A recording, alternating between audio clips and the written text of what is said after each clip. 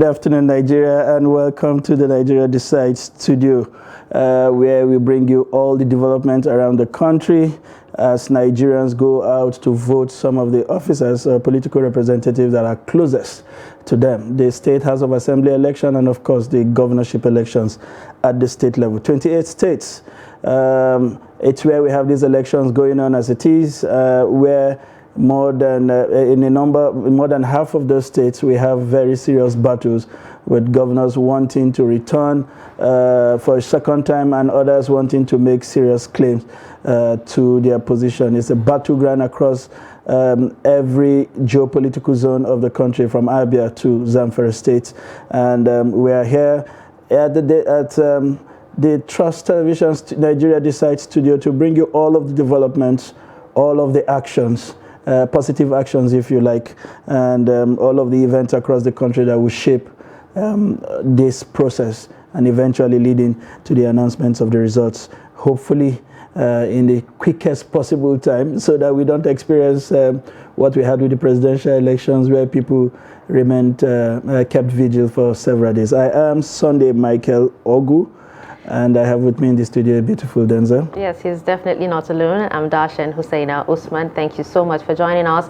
on Nigeria Decides 2023. There seems to be a lot going on, from when the elections actually started today, from 8:30. And it seems that most of the issues or the challenges experienced during the last presidential and National Assembly elections was actually worked on this time around.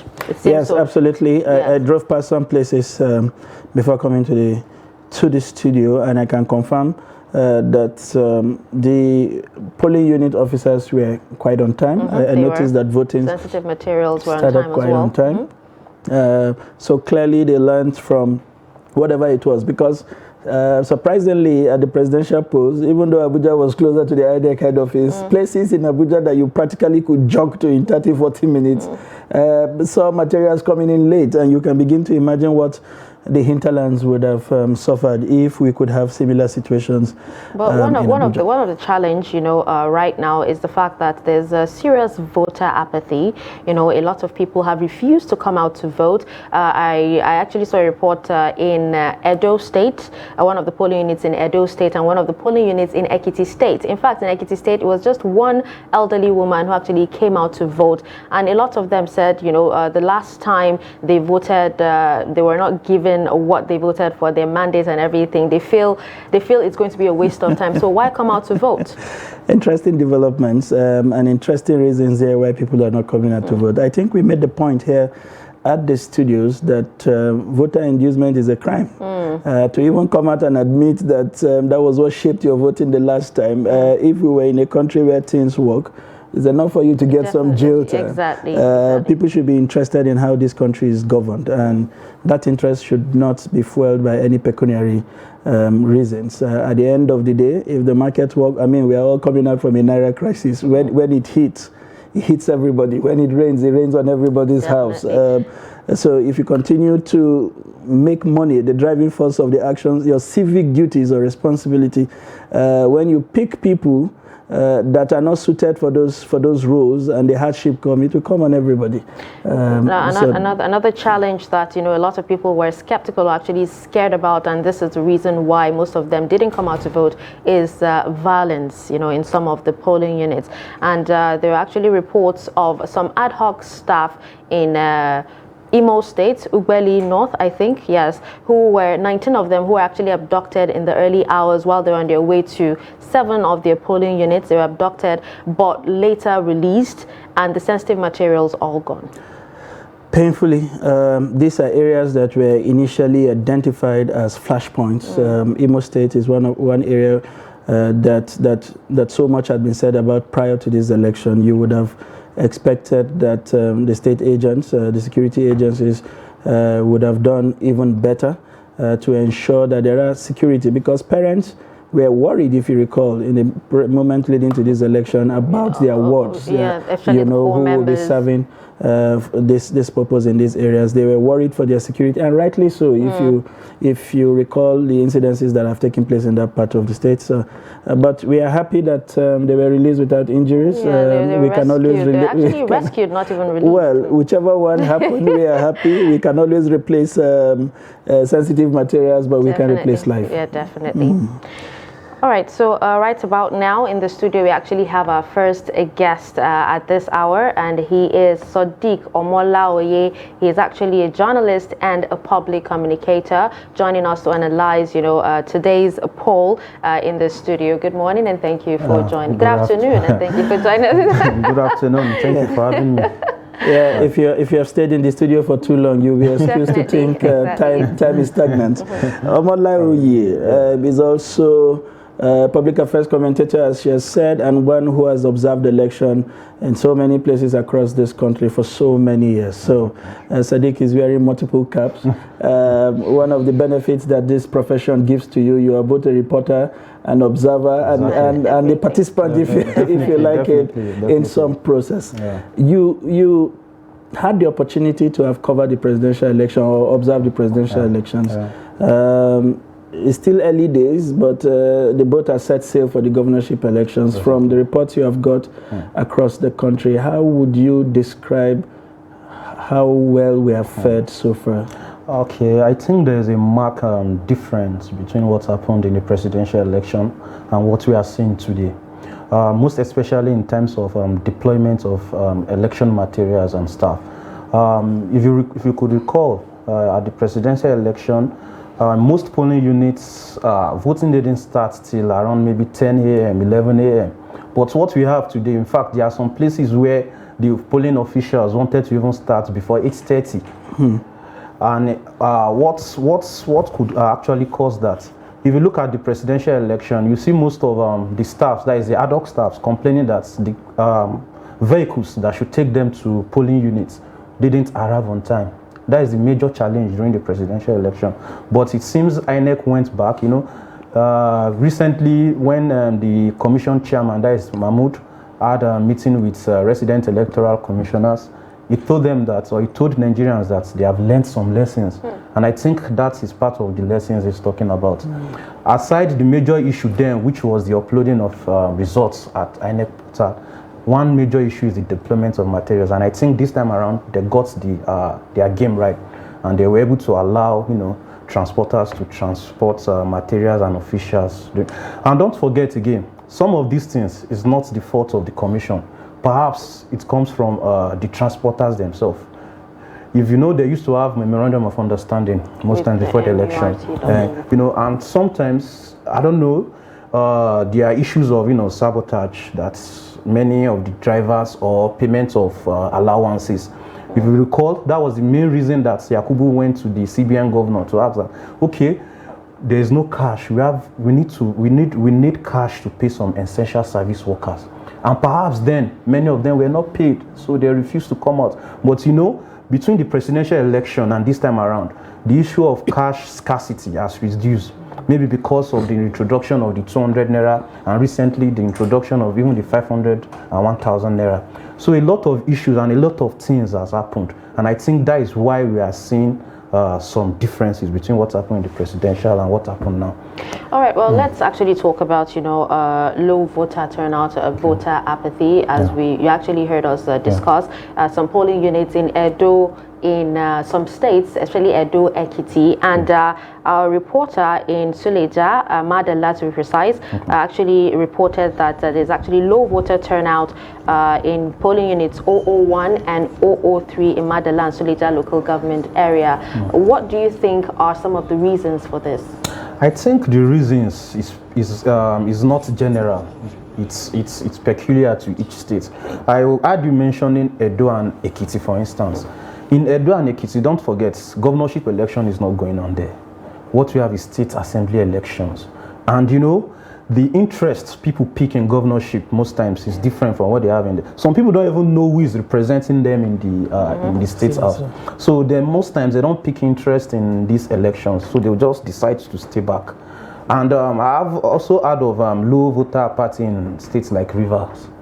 In River State, you know, I feel what is happening there is a play of what happened in the presidential election, where people feel their votes didn't count. I think that is why they decided to stay back. So it is peculiar to states. If you don't, I think states like Kano, if you check states like Kano, there will be high voter turnout. Even states like Oshun. In Oshun, there is no governorship election, but the people have interest in the state assembly, most especially the governor. You know, the members there are APC members, majority. Now he wants his own people there. So he was able to galvanize the people to come out. So in most of these states, politicians just relax and, you know, didn't even galvanize people to come out. So what do you expect? You actually talked about Kano State. Now, Yes. Our correspondent actually reported that some voters are allegedly being chased away by the opposition APC in Gwale local government area, and you know it led to some kind of confrontation. You know, Kano State, if you read most of the reports we had before the election, you know that Kano State is one of the flashpoint states. Same thing is happening in Lagos as we currently speak, where people are accusing the ruling party of, you know, voter suppression. So we know the political dynamic in Kano State. You know what is happening. The NNPP candidates, the PDP candidates, the APC candidates. We know how they take this election. So, you know, it's peculiar, and these are also, some are also allegations. We are in an era of social media that people make all sorts of allegations, accusing one party of this, accusing another party of this. So I think this kind of thing is bound to happen. But compared to the presidential election, in terms of voter suppression, I think we are having more in this governorship election. I've read a lot of reports from states talking about violence, talks attacking polling units. And I think it's because the governors saw what happened during the presidential, and some felt if you allow this thing to continue this way, and but at not the moment directly interfering in the presence of process, heavy security police people were injured earlier this morning, and at the moment there are presence of heavy security Something is instructive in police all of people this. were If you cast injured our mind earlier back to this morning, 2015, and at the moment there these are governors emerged by what appeared like a protest vote against the ruling party at the time, the Buhari contagion effect. Yeah. So they are a beneficiary of the people being dissatisfied with the status quo. They've had a whopping 8 years, some 4 years. They understand what brought them to power. They had the opportunity to change the narrative. It appears the people are also dissatisfied with them, and these people want to do just about everything possible to stop the same tsunami, you know, that brought them into power from sweeping them away. We saw these things coming. Why was it not possible for the security agencies to strategize in a manner to stop the excesses of this candidates in places where they want to perpetuate themselves at all cost? I don't know. You know, Nigerians, I don't know if we should. Everything can be perfect. There is no perfect election anywhere. And security agencies, yes, you know, we have police, at least I think a police at a polling unit unarmed. When armed talks with AK-47 invade such places, what do you want them to do? Most times the military just during election, they patrol from polling unit to polling unit. Even before the response team arrive at that particular polling unit, things would have gone bad. So I think the security agencies are trying their best. They are doing their best. They need to do more. But I feel our democracy is growing. And with the introduction of beavers, people, yes, have the right, Nigerians have the right to complain. In fact, what happened in the last election shouldn't have happened with the introduction of beavers. But yet, I think we are moving forward. We are moving forward. Interesting when you talk about moving forward. I'd like to still stay on the security thing. We have elections in just 28 states. Well, you've mentioned places where House of Assembly elections are happening, even though the governorships are not happening. But, I mean, for instance, in Abuja, we have no elections. So all of the 30,000 police people we had here blocking everywhere on the last election, they could have been redistributed to some of those other areas to beef up security, especially because they were identified as flashpoint states. And the tensions became even more after the presidential elections, when some of those governors could read clearly what the minds of their citizenry were. We should have expected some of these things and maybe work to nip them in the bud. Don't you think so? Yes. But don't forget, it's only we are not having governorship or any assembly election in Abuja.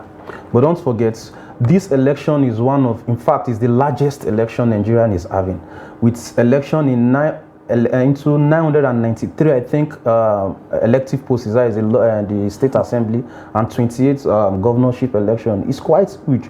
And expecting that some of the security will be moved from Abuja to other states is, yes, you are right in that aspect. But I still feel the security officials cannot actually man everywhere, and if there will be a breakout, that is why there are flashpoints, so that there will be maybe perhaps additional security deployments to such areas. And I think the police did that, because I read the reports about the IGP. You know, each state is peculiar, so the number of security officials deployed to each state is different. So I think they did that. But don't forget, the mode in which we conduct election in this country gives room for all these lapses. You know, from ballot papers, going to polling units to cast your votes, and all that gives rooms for talks to invade polling unit and snatch away ballot box. But don't forget, you can't compare what is happening now with what's happened even in 2015 or 2011 or 2007 and 2007. If you watch or if you observe the election there, you know that the issue of snatching of ballot papers or talks invading polling units has drastically reduced, perhaps due to the introduction of technology, a lot of technology into the system. All right. Now, still on, violence in some of these polling units. Now, there's actually a rising ethnic. There was a rising ethnic, tension, especially on social media. I'm sure, especially in Lagos as well, where reports had it that some of the rallies were even cancelled by thugs and all that.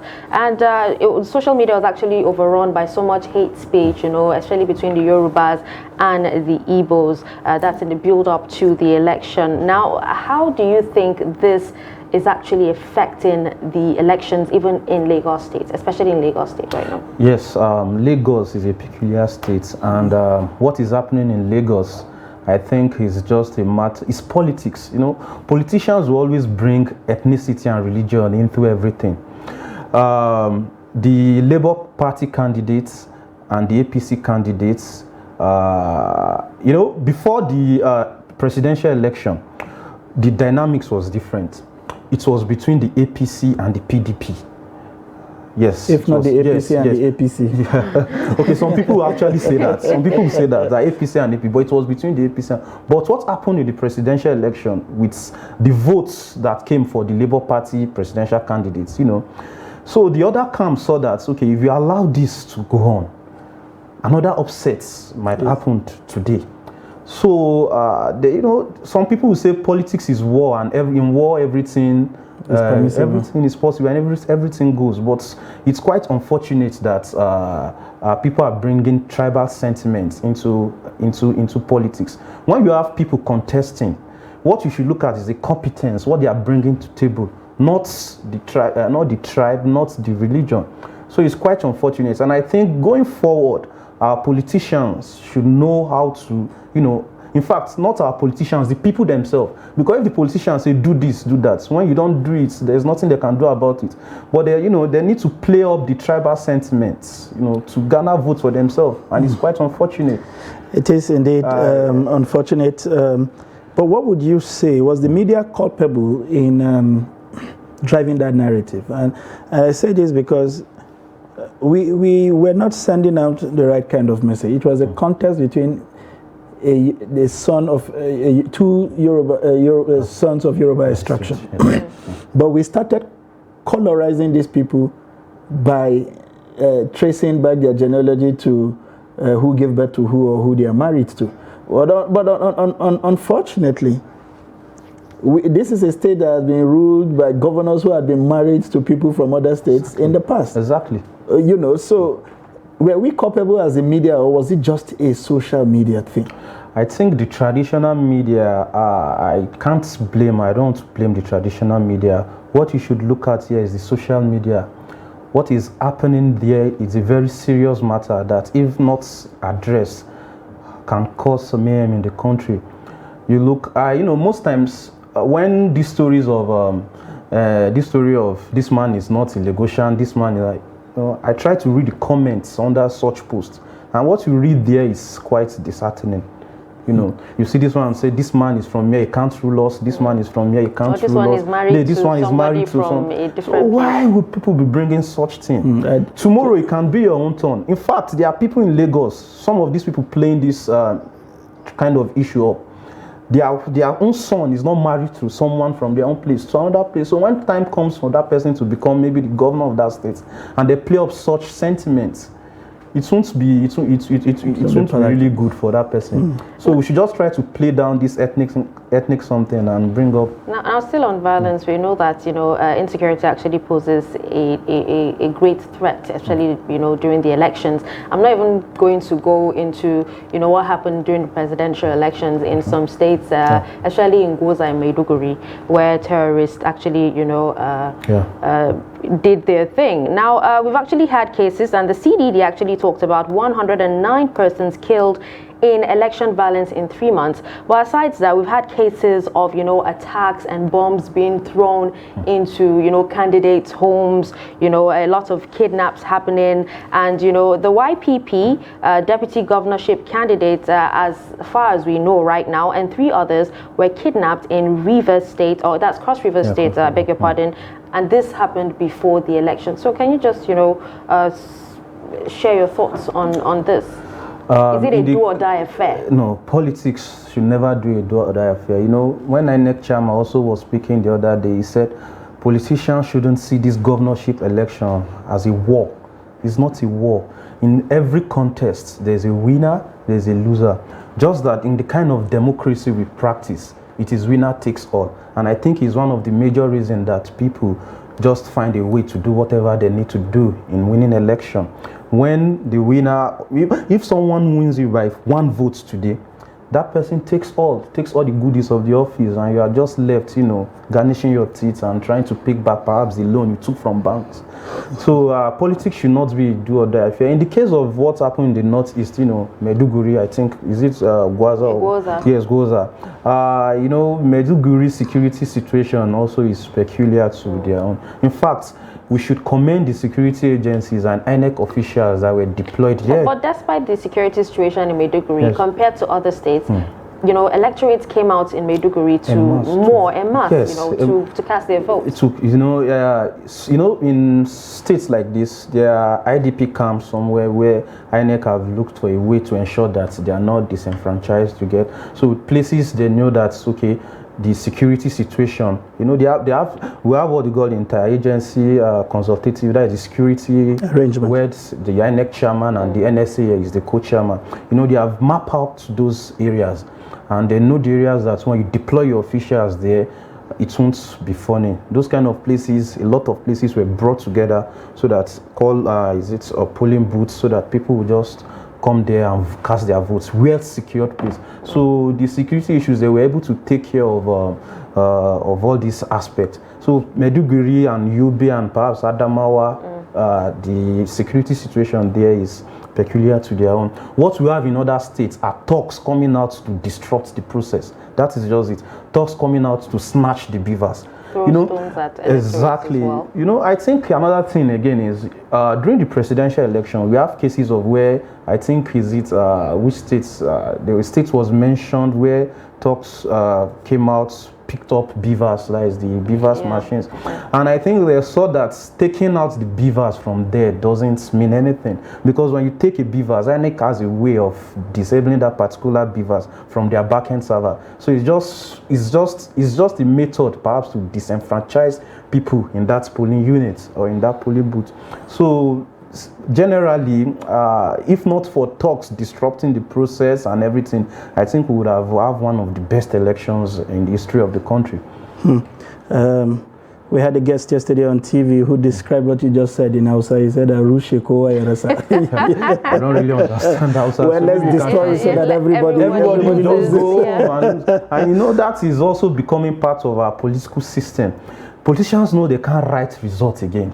And what they resort to is violence. Suppress your opponent's stronghold and allow people to vote freely in your own strong group, at the end of the day, you see that your own vote comes out more, and your opponents, you know, are just, you now tell him to go to court and, you know, discuss whatever he has with the judges there. So it's quite unfortunate that we have to actually look at this aspect of voter suppression. That is the major issue in our election today, believe me, voter suppression. Interesting. Talking about voter suppression, one other area where we have had a lot of concerns in the moment leading to this election would have been vote buying. Yes.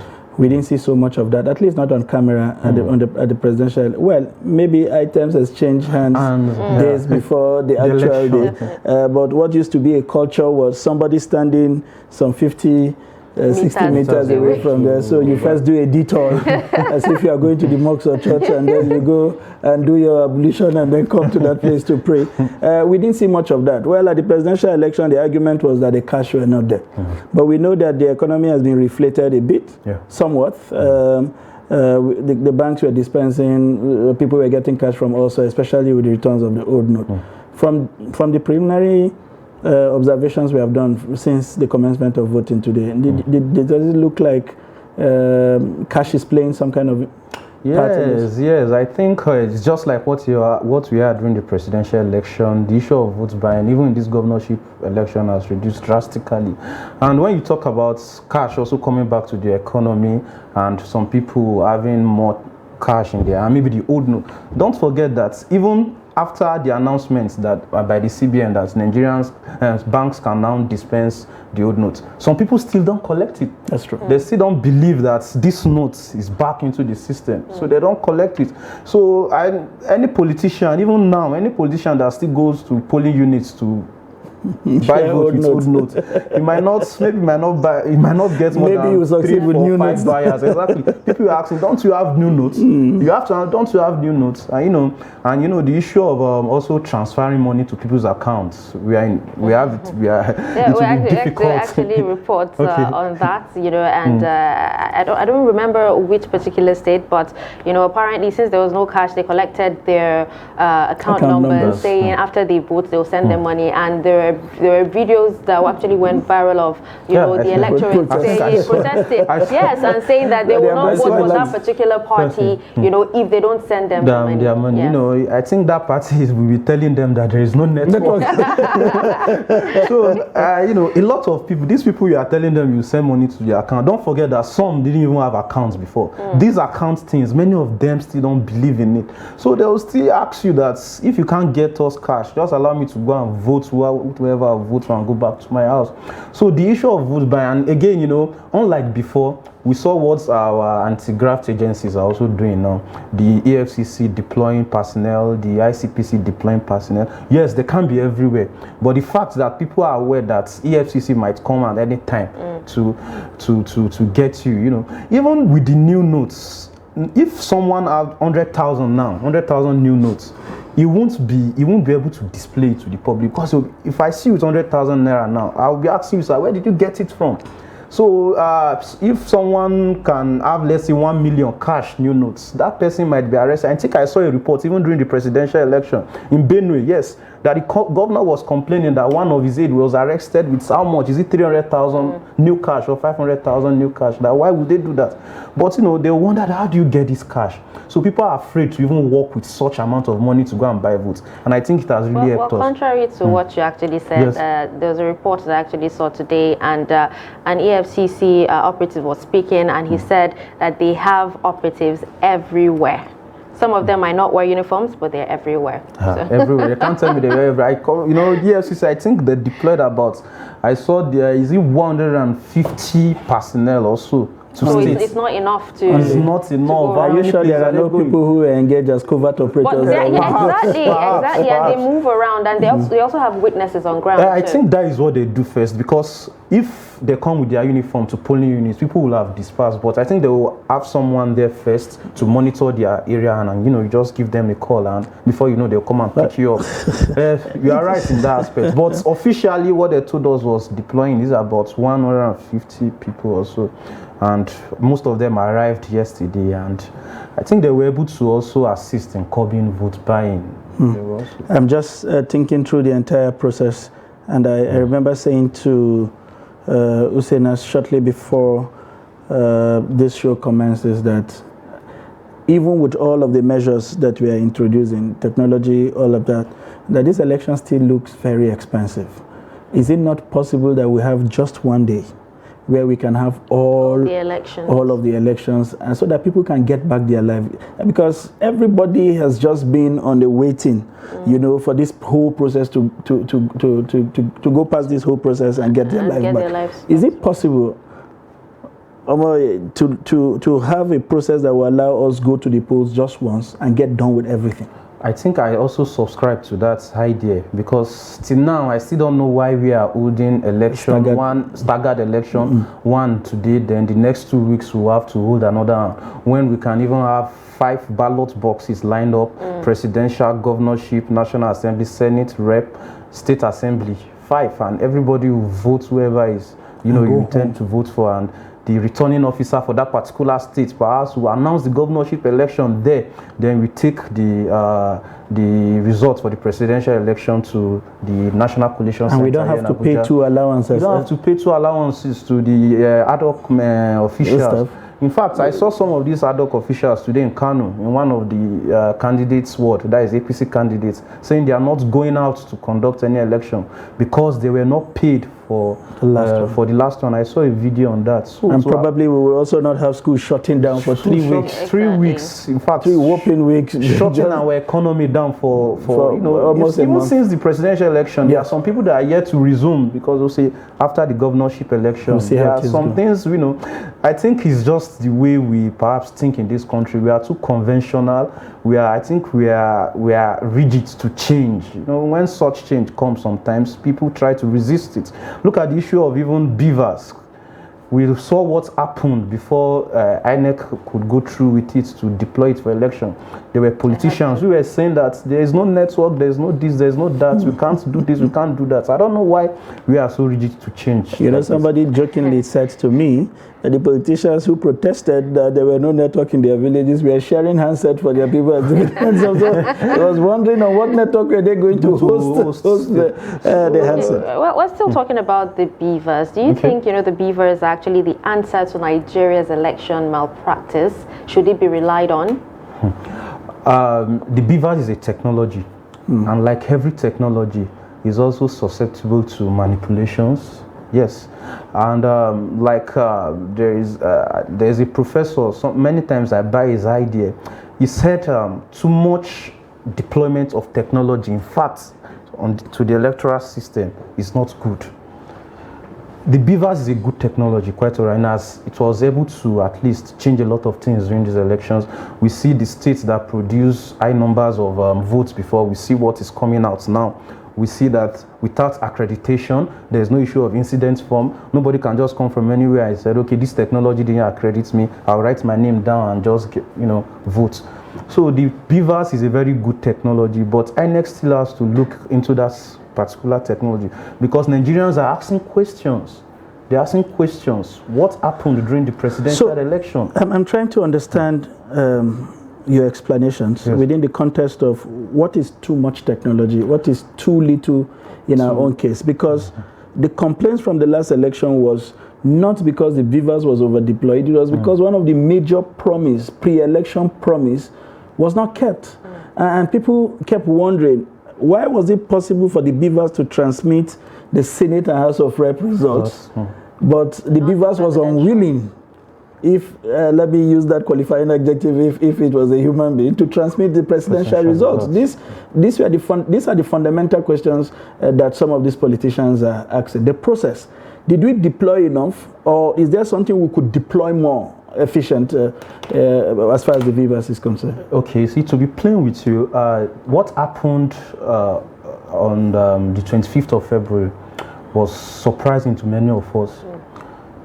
because in a lot of forum where we attended, where the INEC chairman was present, the INEC commissioners, they were telling us that even their system, which is the IRF portal, cannot be hacked. Let's even look at that aspect, that maybe it's because of hackers. They told us that it cannot be hacked, that Nigerians don't have issues. And that day, that Nigerians expected that, okay, the IRF was actually created to ensure transparency into the system, to ensure that, okay, after voting at polling unit, they'll snap it and upload it somewhere where everybody can see. That is transparency. And it was used successfully in Ondo State. And Ekiti. I think even Edo State. And Osun. Ekiti, Osun State, successfully. If you follow the election, I followed it, the moment they start uploading on the IRF, by 12 p.m., 1 p.m., results are already coming in. People were seen, were already leading. People were doing their calculations.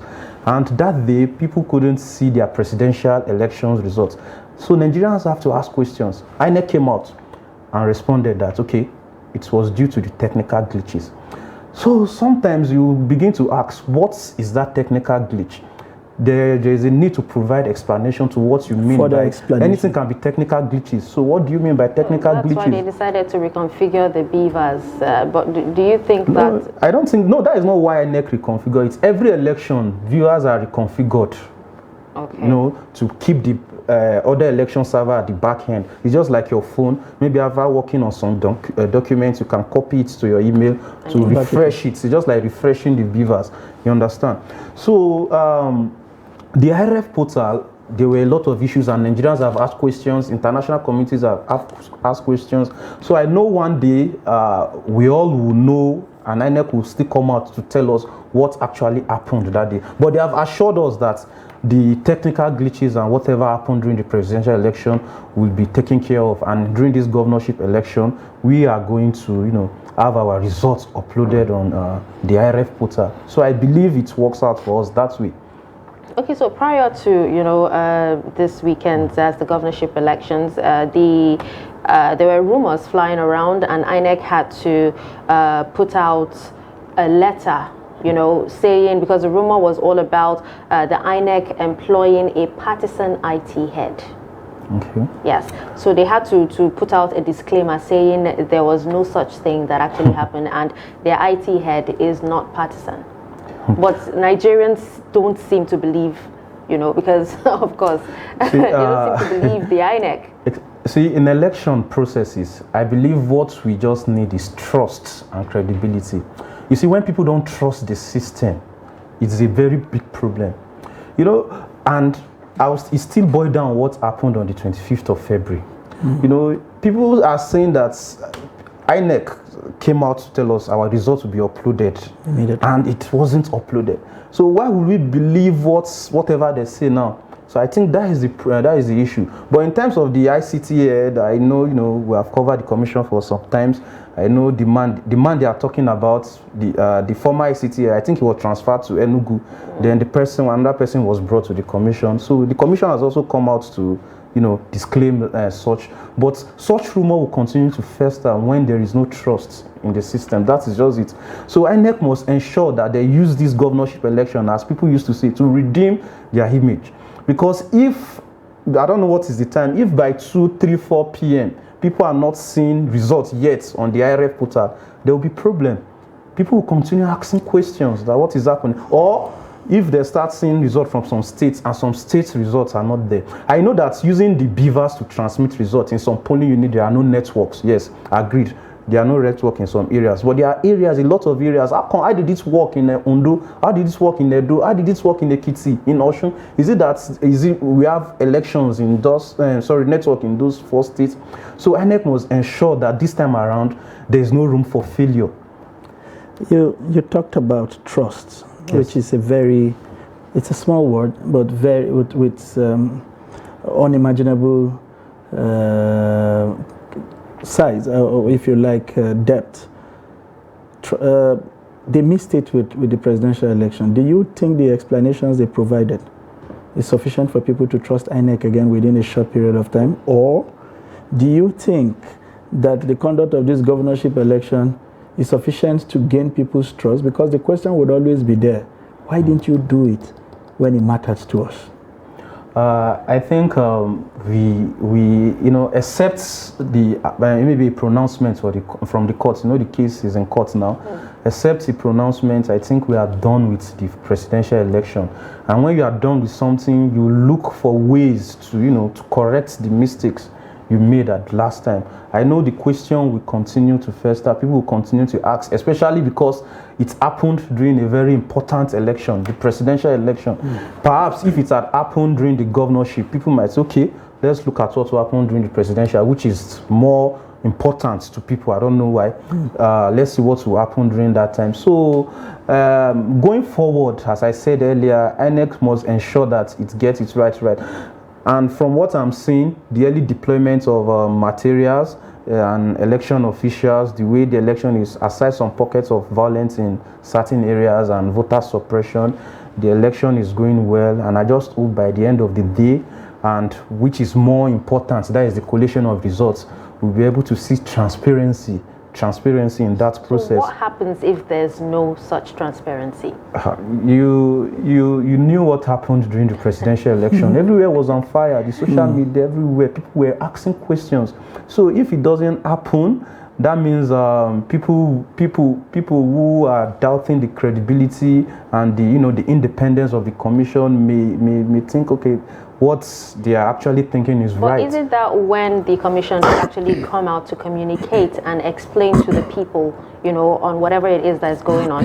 Exactly. I buy this point. When during the presidential election, there was issue of public communication, and at such agencies like INEC, people needs to know what is happening. You need to continue to tell them this is it. Aside the statements that INEC used to, tell us that there is a technical glitches, they have learned some lessons. When you want to tell people what are those lessons you have learned, you come out to tell us what are those lessons. Okay, the issue of early deployment of materials, the issue of ensuring that results will be uploaded, the issue of this, you break it down for people. Okay, these are the lessons we have learned. Yes, INEC said they have accepted that yes, there were challenges. They told us there were challenges, but people can't continue taking excuses. You can't maybe today we have same issue, then the next election you said you accepted there were challenges. People will continue to doubt your credibility, and INEC as an electoral empire should actually should perceive as independent, not only to be seen as independent. So one of the critical questions people have asked was not to. First of all, I think there were understanding on the part of Nigerians that things can go wrong. Technologies can fail, right? Yeah. But like you said, the crisis communication was not at its best. And I say this with regards to, so for us as observers, yes, what do you think would be the best way to have addressed those kind of things? Because you have observers at polling units from the parties, yes, to authenticate or to validate whatever the results are at the polling unit. You have party observers at the ward unit. You have them at the local government level. You have party observers at the state level. Would it be so much to have had technical party observers at the back end where this IRF is being managed to show that there was nothing happening, or they could also help corroborate the story of the glitches? Why was it impossible to have these people at this level? I used to say so. I was telling a friend the other day that we, Nigerians, or even the Electoral Commission, we are looking for perfection, and there is no system that is perfect. Don't forget, there are a lot of countries that today they decided to, go into electronic voting. They had to, retract themselves. They have to backtrack on it because they saw that if we go on with this, it will cause crisis in the system. There is nothing wrong when you tell people that, okay, we have a very good and transparent system, but this system is, susceptible to hackers. INEC chairman, I think that was last year, he told us that during the Ekiti elections, they have about how many thousand hacking attempts on its IRF portal. Those are stories you should tell people to know that this system we have is not perfect. Anything can happen. But the moment you start coming out to tell people that there's nothing that can, that can penetrate your system is 100% perfect, that is what they are going to expect. And as Nigerians, we want the maximum. We don't settle for less. So when issues like that come up later in the day, definitely they are going to blame you for causing problems in the system. So in your opinion, should we also have party observers at the back end, the technical facilities of INEC? No, I don't think that can actually happen. I don't think that should happen. INEC is an independent body. The moment you start calling for party observers into the back end system, you are calling for crisis. Because, okay, imagine you are in the situation room with these party observers and maybe your party is losing. You cause problem, you cause commotion at that period. Look at what happened at the collation center. Yes, the PDP agents, what he said there was the right thing. He said the right thing. Perhaps the way he went about it was not. He said it that, okay, you said you are going to do this, but you are not doing this. Can we know why you are not doing this? It's a very simple thing. You understand? So I don't buy the idea of having party agents at the back end of INEC server.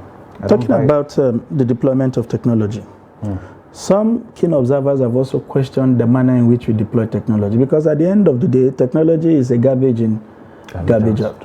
Was it right for us to have deployed technology in a manner where it is humans that would then come out and be summing the sum total of what the technology had put together? You have done a manual counting at the polling unit.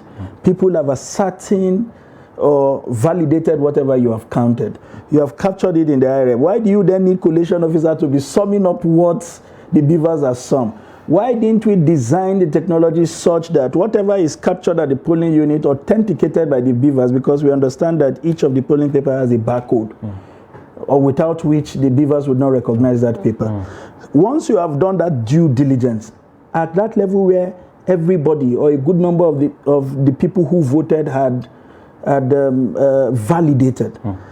Once you capture those things and put in the manual figure, why can't it hit the back end directly? Why would anybody then come out and start taking calculators to calculate what the beavers have calculated? I think it's the issue with our law. If you look at the Electoral Act, it was specific in manner even results will be transmitted from the polling units to the ward, then local government to states, then to the national. It was specific that a presiding officer, this and that. I think if we are to do that, we have to also tinker with the Electoral Act and the law to enable us to do that. But I don't think we should be in a rush to put or to deploy technology into all the process, because even the technology is handled by a woman. Look at the beavers, for instance. If the presiding officer decides that the beavers will not work, it won't work. If you decide that the beavers is not working, you tell that, okay, I don't have network, I don't have this, I don't have that, to sabotage the system, it still won't work. So I don't believe that because of technology, we are going to have 100% perfection in the system. No, it takes time. It takes time, it takes time with the change of mindset, with the change of law, and with time, I believe we are still going to get it right. Like I said earlier, there is no country where even the most advanced democracies, where their system is perfect. We all know what happened in the US, I think in 2020 election, where they said a particular country tried to, manipulate the result and all that. So that is why I said we should also be careful in terms of deploying technology into the system. Look at what happened on election day. Let's say, for instance, our Electoral Act, says the result from IREV is the final and the most authentic result. The INEC shouldn't go physical in terms of collation. Imagine what will have happened when results are not even uploaded on IREV. That means by today we might not have had a precedent, because result from 176,000 polling units is still not ready. If you go to your IREF portal, I think it remains about 6,000 or so. So we'll still have waiting for perhaps results to be uploaded. So they are just advantage and disadvantage of all these things. So we should be very, very careful, even with the deployment of technology. Interesting perspective there offered by Sadiq Omolawuye, who is a journalist, public affairs commentator, and if you like, he has earned the right to be an election commentator. Thank you very much for your perspective. We have learned quite a lot from your on-the-field and off-field experience and years of covering the elections, particularly in Nigeria. Thank you very much. Thank you so much. At this point, we would allow for a breather so that Sadiq can also go ahead with the other leg of his monitoring, and perhaps we'll find time again to call him back to the studio and let us know how the other part of this election went. We will see you at the top of the hour with more from the Nigeria Decides studio. Please stay with us.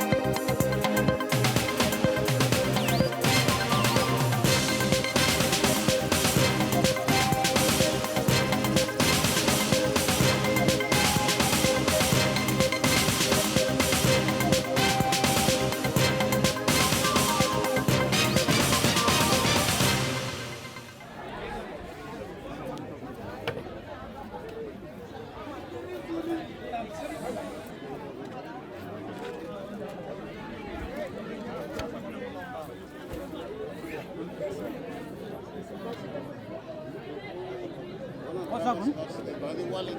Okay.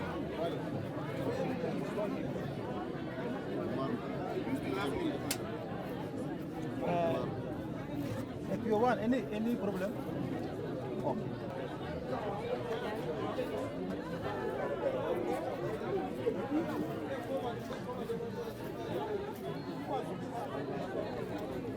What is the problem? What do you want? Oh, no.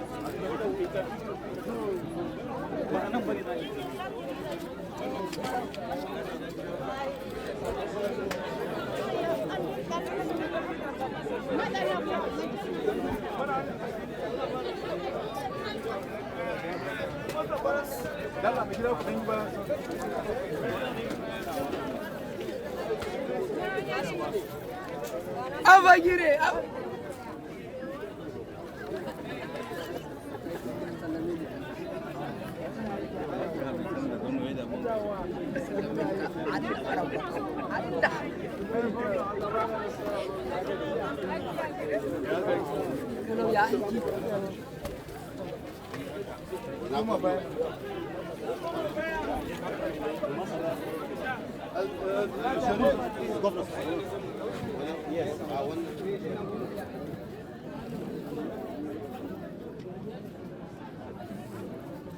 Hello. Close.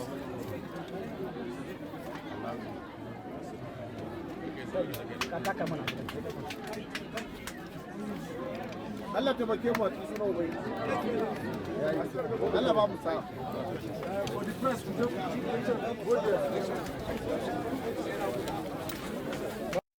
The process is good, is excellent, is fast, and I think it's something to be encouraged. INEC need to move away from the past and adhere strictly to the guidelines, the Electoral Act, and what is contained in the Constitution by simultaneously transmitting the result this time around and also collecting manually. I think that is what is expected of INEC, and for the process, I think is excellent. You can see in less than 20 seconds, I was accredited and I casted my vote. I think for me, the process is good. Well, this is not the first time. We had election last 3 weeks here. If you are saying in recent times, that is okay. The environment itself, everywhere is calm, and the security has improved. And we thank Almighty Allah, we thank government, and we will continue to encourage the security agency for doing their job. And I think I'm happy for my people that they are back to their place of abode. The international community has also called on INEC to redeem their image.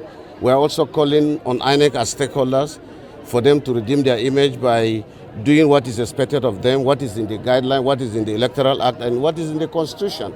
I think if we do that, there will be less acrimony, there will be less misconception about the process. But for me, is excellent. Is what is expected of them that is going on now. And I believe it will end like this. So far, so good. I have not received any serious report across the state. And I think as human, there is bound to be one or two problems across in some selected areas. But I think generally it's not enough to say it's not good. I think we have to pass an excellent marks on INEC this time around.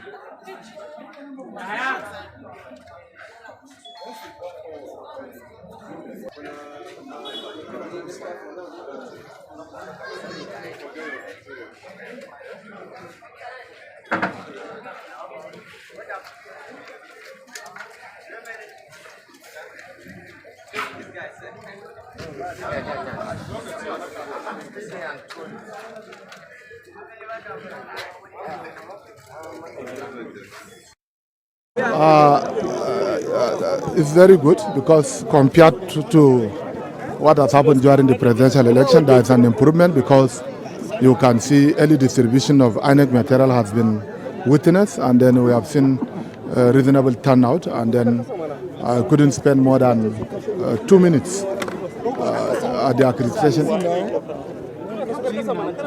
I couldn't spend more than 2 minutes for the accreditation exercise. I think INEC has done well, and we have to commend the efforts of the INEC in ensuring a credible election in the state. What goal do you have for the prospective voters? Voters should be... What are you doing? God. Who is that? Voters should be patient enough, and then they should behave orderly and then vote. As far as we are concerned, our party APC is not willing to see any misbehavior at the polling booth. We must obey with all the INEC's rules and regulations.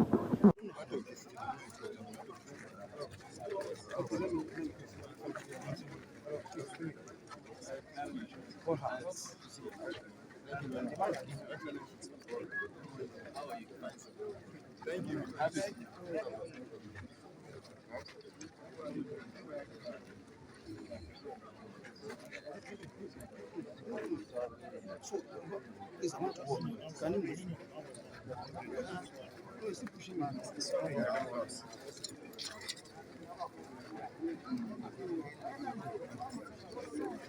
I'm the one, sir.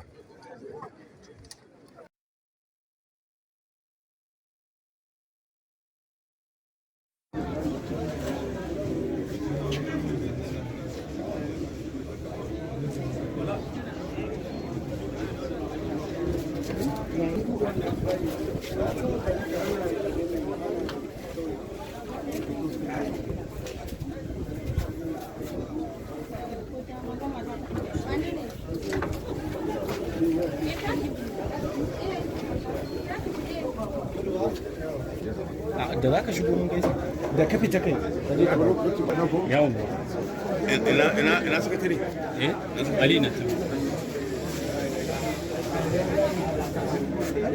ka danna shi sosai ne iko banza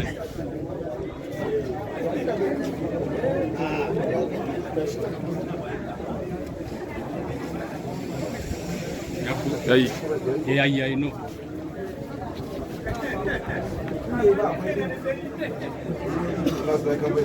in kiɗan bere an ka zuwa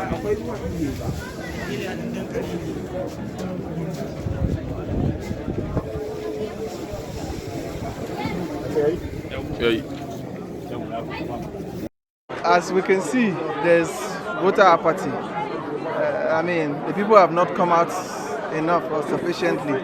I don't know why, possible transport issue, but then again, maybe lack of belief in the process. But the only thing I observed coming was that the security operatives blocked a lot of routes going out, which will affect people's movement. I mean, it's indirectly disenfranchising them. People should be able to move to go and vote. We all have our voter card. If I'm going to go and vote, you can tell from where I'm going to vote what is on my card, so you should be able to allow me to move. It's very good because compared to what has happened during the presidential election, there is an improvement because you can see early distribution of INEC material has been witnessed, and then we have seen reasonable turnout, and then I couldn't spend more than 2 minutes at the accreditation. I couldn't spend more than 2 minutes for the accreditation exercise. I think INEC has done well, and we have to commend the efforts of the INEC in ensuring a credible election in the state. What goal do you have to for the prospective voters? Voters.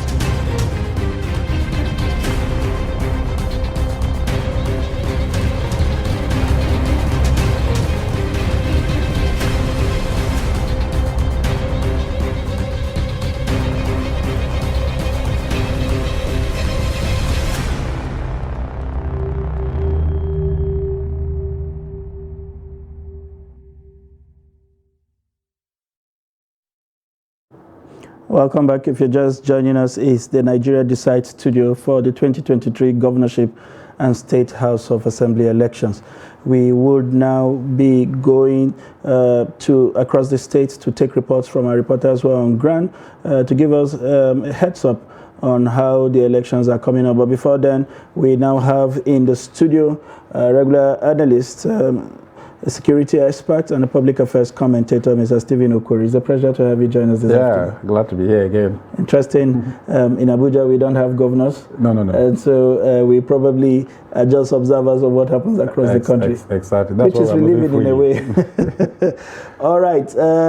We would now be taking reports from our colleagues across the state who would bring us to speed with development across the state. But before then, Usaina, we have seen how the first half of these elections have gone. We are beginning to see flashes of violence across places, especially in states like Lagos, Cross River State, and which were to be expected because they've identified, security personnel have identified these places as flashpoints.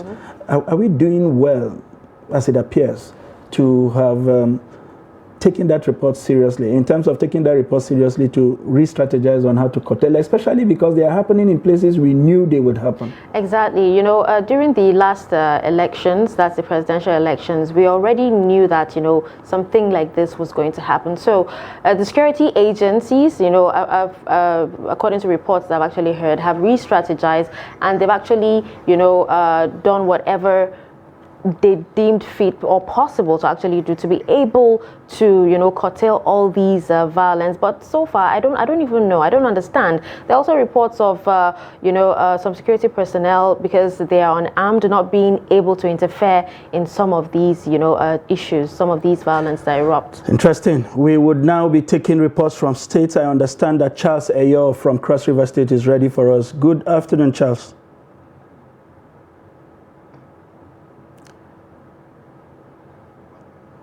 Good afternoon, Charles. Hello.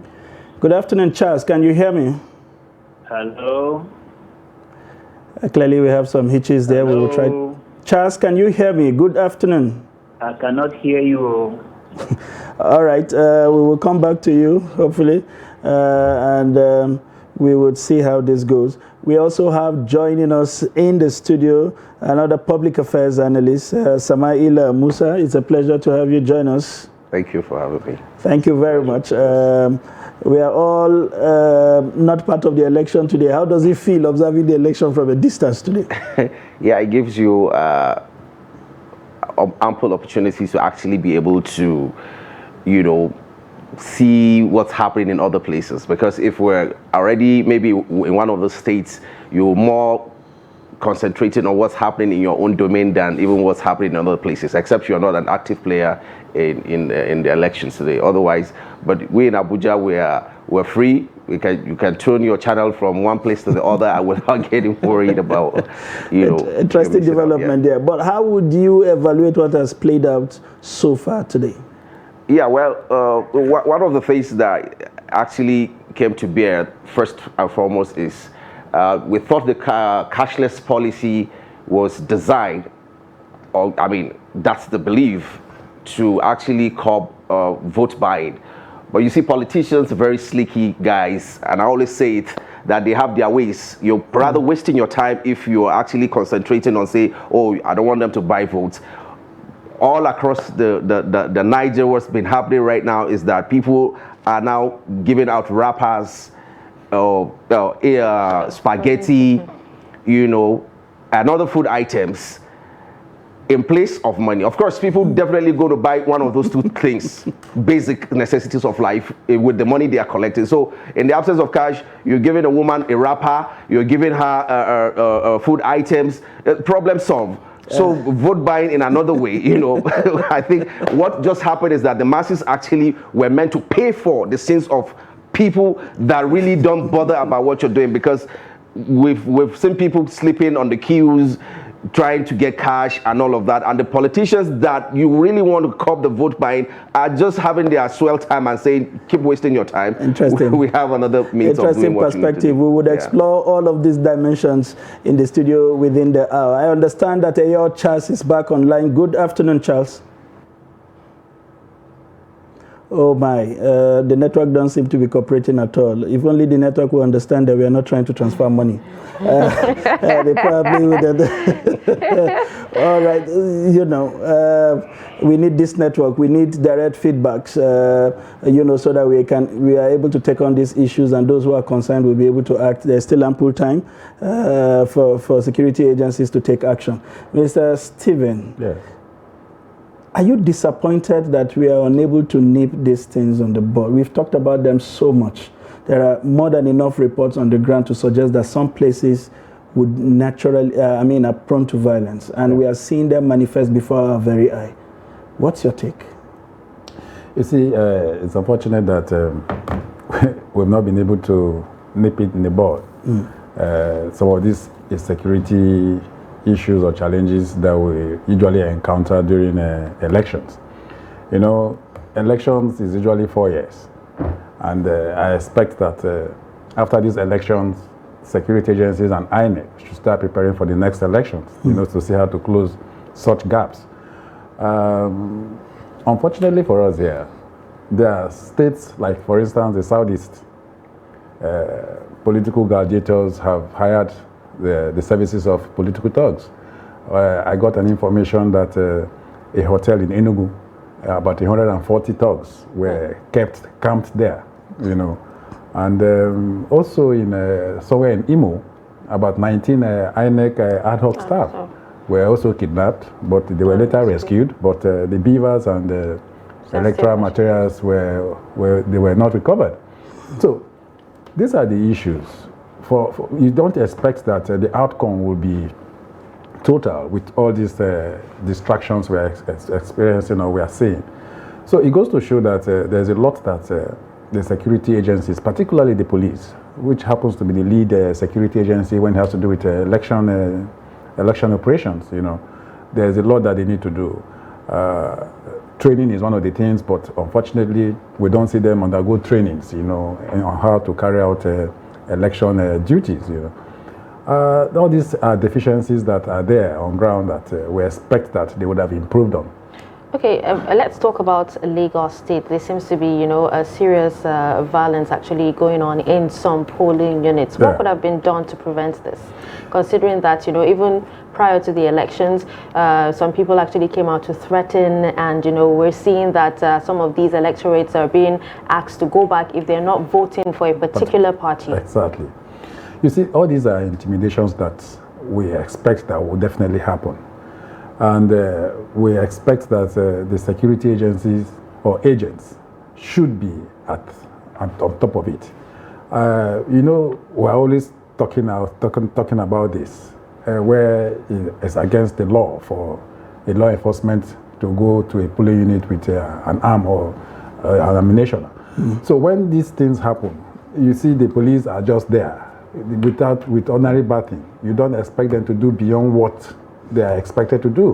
When these political talks come to polling units, come to disperse voters that have come out, what do you expect them to do?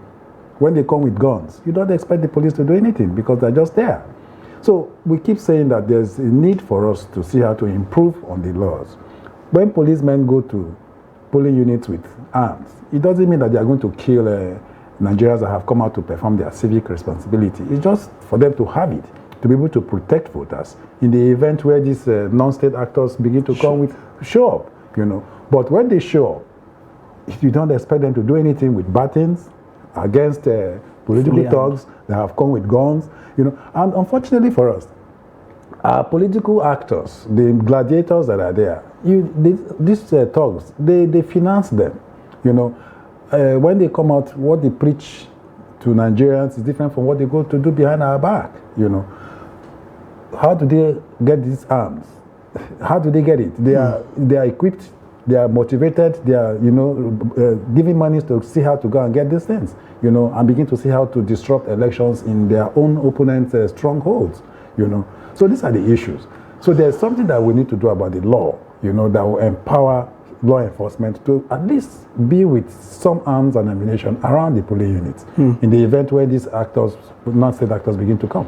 Interesting. Mr. Samaila, we saw from the presidential elections, we saw clips of political actors making open threats on stage, saying things that were insightful.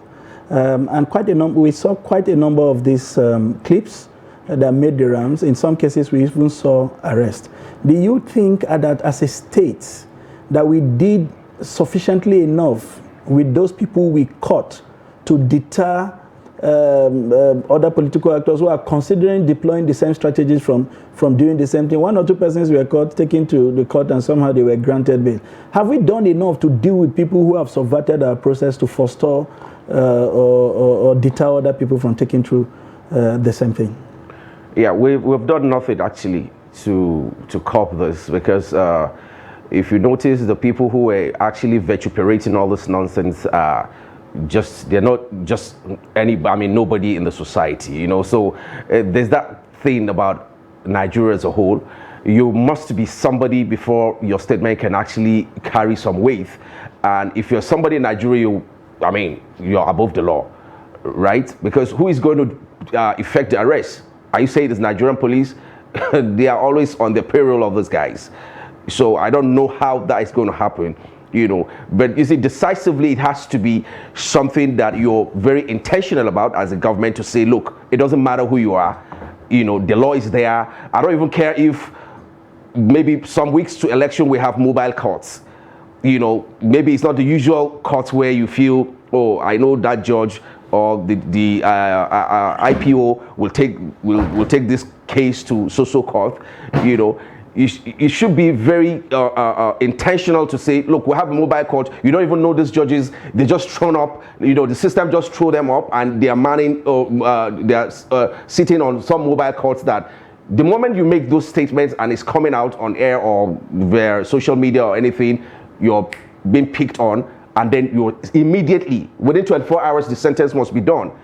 You understand? So the laws has to be tailored towards that direction to say you empower these mobile courts that they can even send you or sentence you or whatever it is, whether bail or no bail. You're not going to be bailed until after elections, because these are, you know, pre-election crimes that are being committed. So if your bail is going to be granted, eventually it has to be after the elections, so that we see how you want to carry out those threats. You actually, you know, dishing out.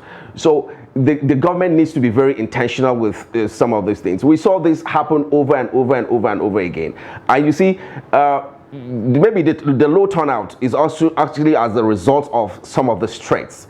We saw places where some people actually held their ground during the presidential.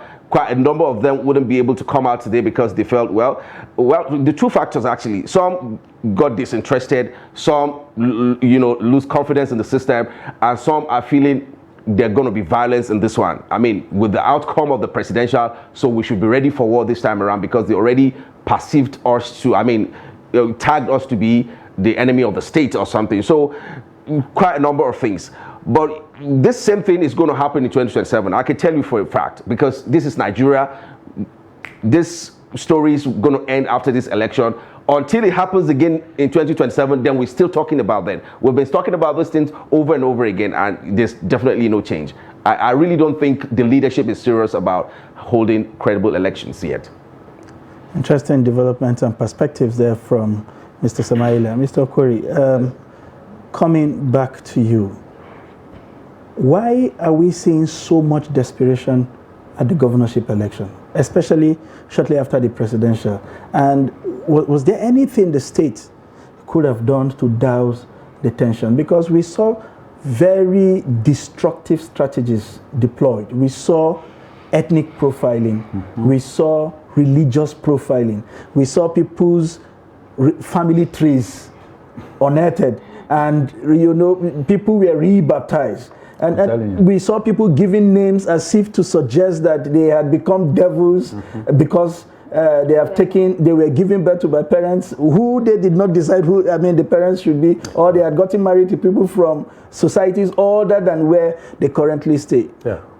Did we do anything as a state, whether from the level of the National Orientation Agency or even at the level of the presidency, to call these people to order? Because beyond the election, there has to be a society, and you cannot kill everybody because you need to get to power. Exactly. I was watching a former president, Goodluck Jonathan, where he went to pay, I think, a condolence visit on the governor of Bayelsa, where he was talking about Nigerians should allow the people to choose, and if God wants them to come to power, that's the will of God. They should not show that kind of desperation. But it goes to show how low some of these political actors go, you know, because at some point they begin to show their desperation by going out to begin to look out for issues or things that are meaningless, you know, to begin to capitalize on them just to see how to pull their opponents down, you know. But the fact of the matter is that they should capitalize on what they want to do for the people. If you are a sitting governor, performance should speak for you. You know, you shouldn't be desperate when you are seeking for second term. You know, you've gotten an opportunity for 4 years to show yourself what you want to do for your people. If you perform very well, incredibly well for your people, there's no need showing all that. The people will come out and vote for you. And we have seen where sitting governors that failed to perform, losing just senatorial seats. You know, about 5, 6 of them, they lost senatorial seats.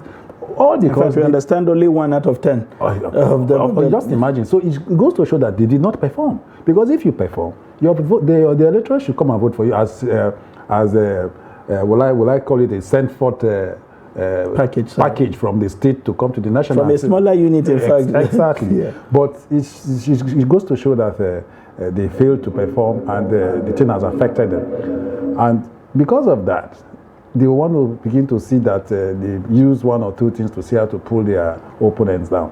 But I think Nigeria, we should look beyond this. Our leaders should look beyond this, because anybody that assumes a leadership position, such as that of the governor or state assembly or all, they are leaders in their own right, and they should lead by example. When even if your supporter is saying that on national TV or radio or anywhere, you should try and talk, let them know that what they are doing is wrong. But when they hear that, they try to encourage them, because if they don't pat them at the back, they won't go ahead and keep doing what they are doing. Even some of these things are not coming out from their mouth directly. If some of their spokespersons and all that say all of this about their other opponents, and which is all for me is not correct. It's very unhealthy. Looking at electoral development. Interesting. We understand that we have an interview. A reporter caught up with the governor of Niger State sometime this morning. The PDP governorship candidate, I understand, in Niger State during the votings this morning, and he had some words to say. Please, let's take a listen. My own life is that God gives power to whomsoever he gives, whether beavers or no beavers. The person that God wants will emerge. But the process we should understand is that whatever you have said as a body, like INEC is a body which is supposed to be trusted. Once they say the results should be transmitted, it should be transmitted. If it is not, then the INEC has some questions to answer. Maybe you see one polling unit is doing well on any of the choice of their political party. They should allow everybody to come and vote. Don't disenfranchise anybody. That's my advice to the people. We just discovered, as I'm speaking to you right now, what's going on is that the result sheet for governorship election in most of the polling units under Wakma in Nasarawa Egon of Nasarawa State, most of the original sheet have been removed. We are left with just the duplicates. And another thing they said before starting the election, they said that they are not going to, like in my polling unit, they said they are not going to upload the result there until they get to the collection center. That was exactly what happened last time, and this is exactly what they are trying to do. So please, I believe the whole world should please watch what's happening.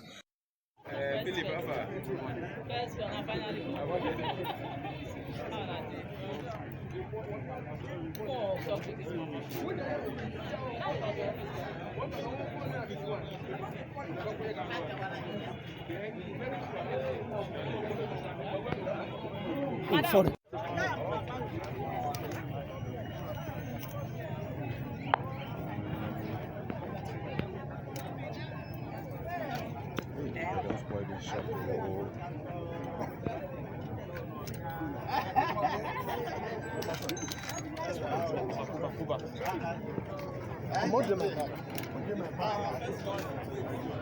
I know, I understand.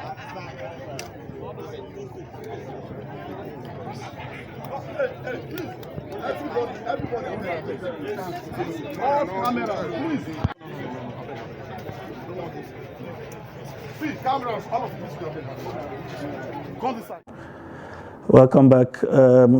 We were also able to give you reports there from Akwanga and, of course, from Delta, where the vice presidential candidate of the PDP was seen approaching his polling booth. We have some of these reports we'll be sharing with you in the course of this program.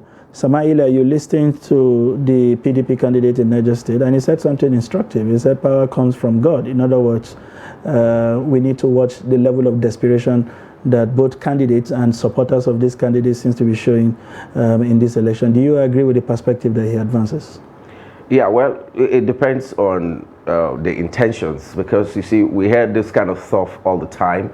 The same guys who are saying it some of the times are even behind the ones behind the toggery. Exactly. You know, so these politicians are just never to be trusted with just what they say most of the times. Honestly, I've seen situations where the same guys who imported thugs into a particular state are the ones saying they've never seen a gun all their lives. So you see, that's just a blatant lie. No, it's a different thing to say, oh, I didn't import the thugs, but say all your life you've never seen a gun until your opponent brought in thugs into the state. But isn't that the fact that they could say these things? Because Mr. Stephen was saying something instructive. So you could pretend that the statements are coming from your spokespersons, but you appointed those spokespersons, so they are invariably coming from you. Is it not important for people who have doubt about your reality that you continue to repeat these things? Perhaps it could help douse the tension in any way. Yeah, of course, yeah. It's a good one to continue to say it, you know, but beyond the saying is the action is actually most important, you know, because we can keep, it's just the same thing with the way governance has been done in Nigeria. The spokesperson of the president or the president is saying different thing and is acting another thing. And that's why we are where we are. And we can't just go anywhere if our actions are actually not speaking louder. I can watch you as a president and be like, okay, keep saying what you're saying. But what is the action? You can say all the things, just like what the rhetorics you were reeling out during your campaigns is the same thing you're doing after 7 years in governance. So I'm asking myself, I'm not stupid if you think I am. I'm a citizen. I have the right to check whatever you've said in the past, whether you are acting on those bases or you're just saying it because you want me to be happy. You know, so it's high time for us to know that it's beyond just saying things, is acting those things which you have or which you have been saying, you know, and that sends a strong message. Because when you check it well, if you go to most of the states where you have violence, most of the actors, the political actors, always have different groups. Oh, this one, you'll be in front. You know, in case there's anything you're not understanding, let us know at the back. The ones with the weapon will move and rescue you and stuff like that. Or if we feel we're not actually doing well in social area, we have another group. Once we activate them, they go there, they scatter the place, they, you know, snatch the ballot boxes. But these same guys come and tell you, oh, no. We are just out here for peace and all of that. But, you know, until we have some recalibration, some, you know, transformation in our thinking, and be like, okay, we can actually do this. It's not about the desperation. He said to have less desperation. Absolutely correct. But to what extent are you? Because sometimes you can be the head, but you have coterie of advisors who are telling you, Your Excellency, we can't achieve anything if we don't have this violence in place. Because once they bring violence, it has to be met with violence. That's the only way we can succeed. Balance of terror. Now, you say what? They call it a balance of terror. You understand? So those are the kind of things we've been having over and over again. And everybody's always trying to buy the police. Or if in some cases, if let it be said that they are our friends, so that when our own thugs are moving in, then we're sure that we have the backing of the security outfits. And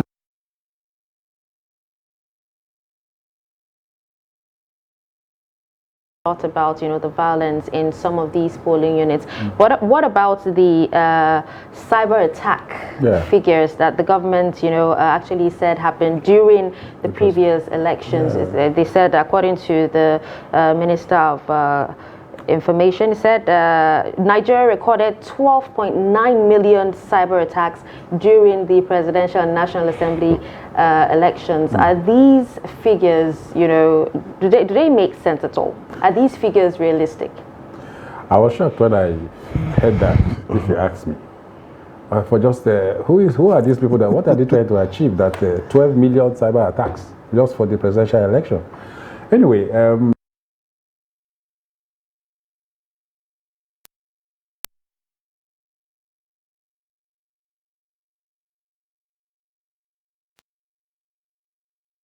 tell us this, you know, because it has to do with their system, you know. So they will have the records of the number of attacks, you know.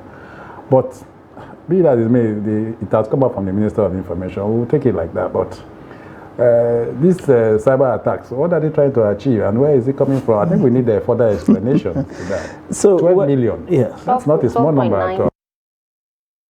Ask me. Yeah. 12.9, that's 13 million. The equivalent of the total number of votes, voters of the two other parties put together. You know. And so the real question is, well, do they expect us to interrogate these kind of things or just take them in?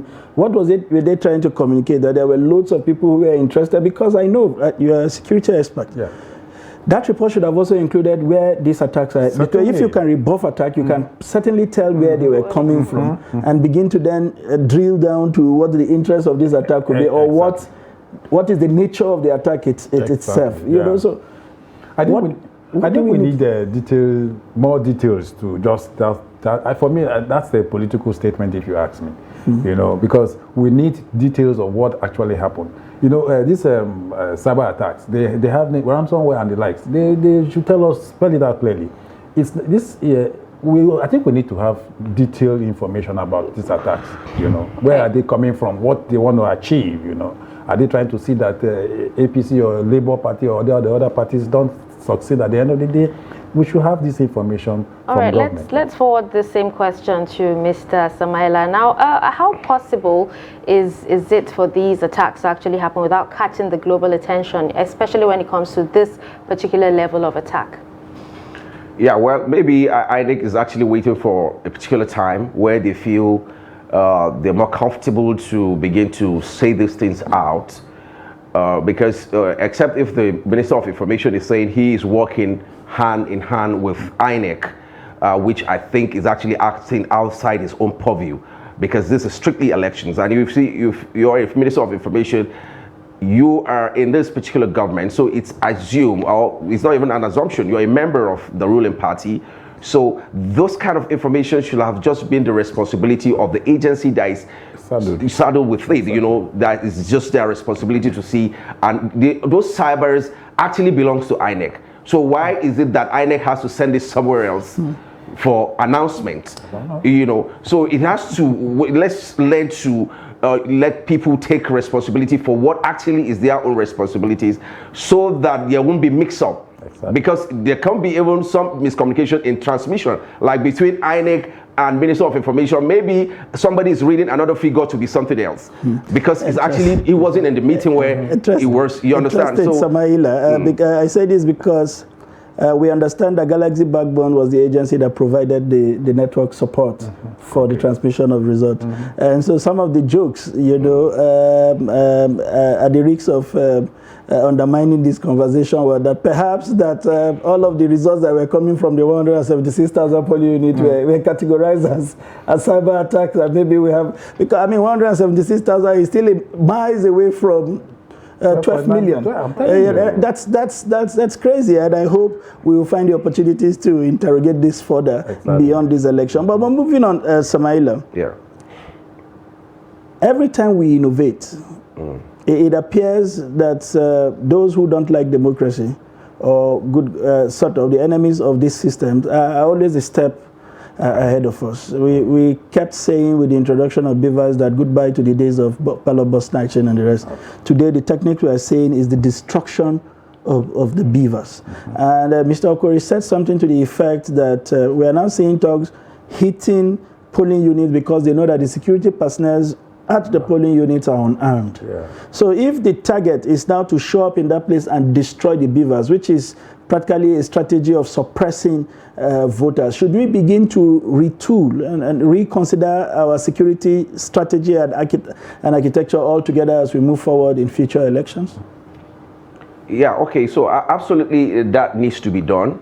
But you see, there are different dimensions. The same people you mentioned that are enemies of the states, they have been deployed by the so-called the lovers of the states. You understand?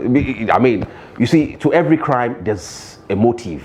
What do you intend to achieve? For people who's got nothing to achieve from the system, don't care. They're probably in the beer parlor during elections and just having a swell time because they don't really have interest. So there's some persons who are within the system who their interest is actually so high that they the one deploying all those guys to go do all those things that are being done. And I tell you, there are manners, different ways politicians come up with different tactics. I recall sometimes back, I was with a lawyer in INEC before the 2019 elections, and about the oldest man in INEC at the time is from Kwara. he said, he was telling the lawyer, he said, look, this place is so tempting. The temptations are so high. He said, one day I got out of my house. I got out of the mosque in my estate, and some guy, random guy, just approached me. Salam alaikum, salam alaikum. And then the next thing he says, he's a political consultant, and he's come to introduce himself to me. At the time, this man I was talking about, he was the second highest ranking officer, apart from Jega. He's the second to Jega at the time. He said, and he's told me that this is his name, and then as a part of his introduction, those two SUVs parked right there, tinted, actually his gift that he wants to come and introduce himself. And I said, oh really? He said, yes, I have 250 million worth of dollars, 250 million naira worth of dollars in those vehicles, just as introduction. And he said, I looked at him and I said, look, the youngest of my children is about 43 now, and is the least achieved of his siblings. He's a consultant with the United Nations. If I'm collecting this kind of money to go and do what? Stacking it for who? I'm actually just looking at my grave. So I just want to do this as my last assignment for this nation and take my exit. He said, if you have poor people around you, I'm sure you do, go and share it to them, and then you begin to tell them your interest in politics. Maybe that will work for you. So he was saying that to show you that it's not everybody that can actually resist those kind of temptations. The civil servant or somebody who is work within that cycle, why will he get 100 million, not talk of 200 million at a go? So some people will actually give in to those kind of temptations. So they try all manner of gimmicks. They put that aside. Oh, we're going to try to bribe who is bribable. We're going to have ways through some thugs. We're going to make sure that we sabotage the system where it's not going to favor us. So there are all manner of tactics that are being deployed. The actual slogan is that you have to win that election by crook or by right. You are better off that you're the one that they are taking to court than you are the one taking somebody to court. So once you're settled with that, you know that these people are desperate to do whatever it is. Just make sure you're the one announced as the winner. The rest, let's meet in court to sort it out. Interesting.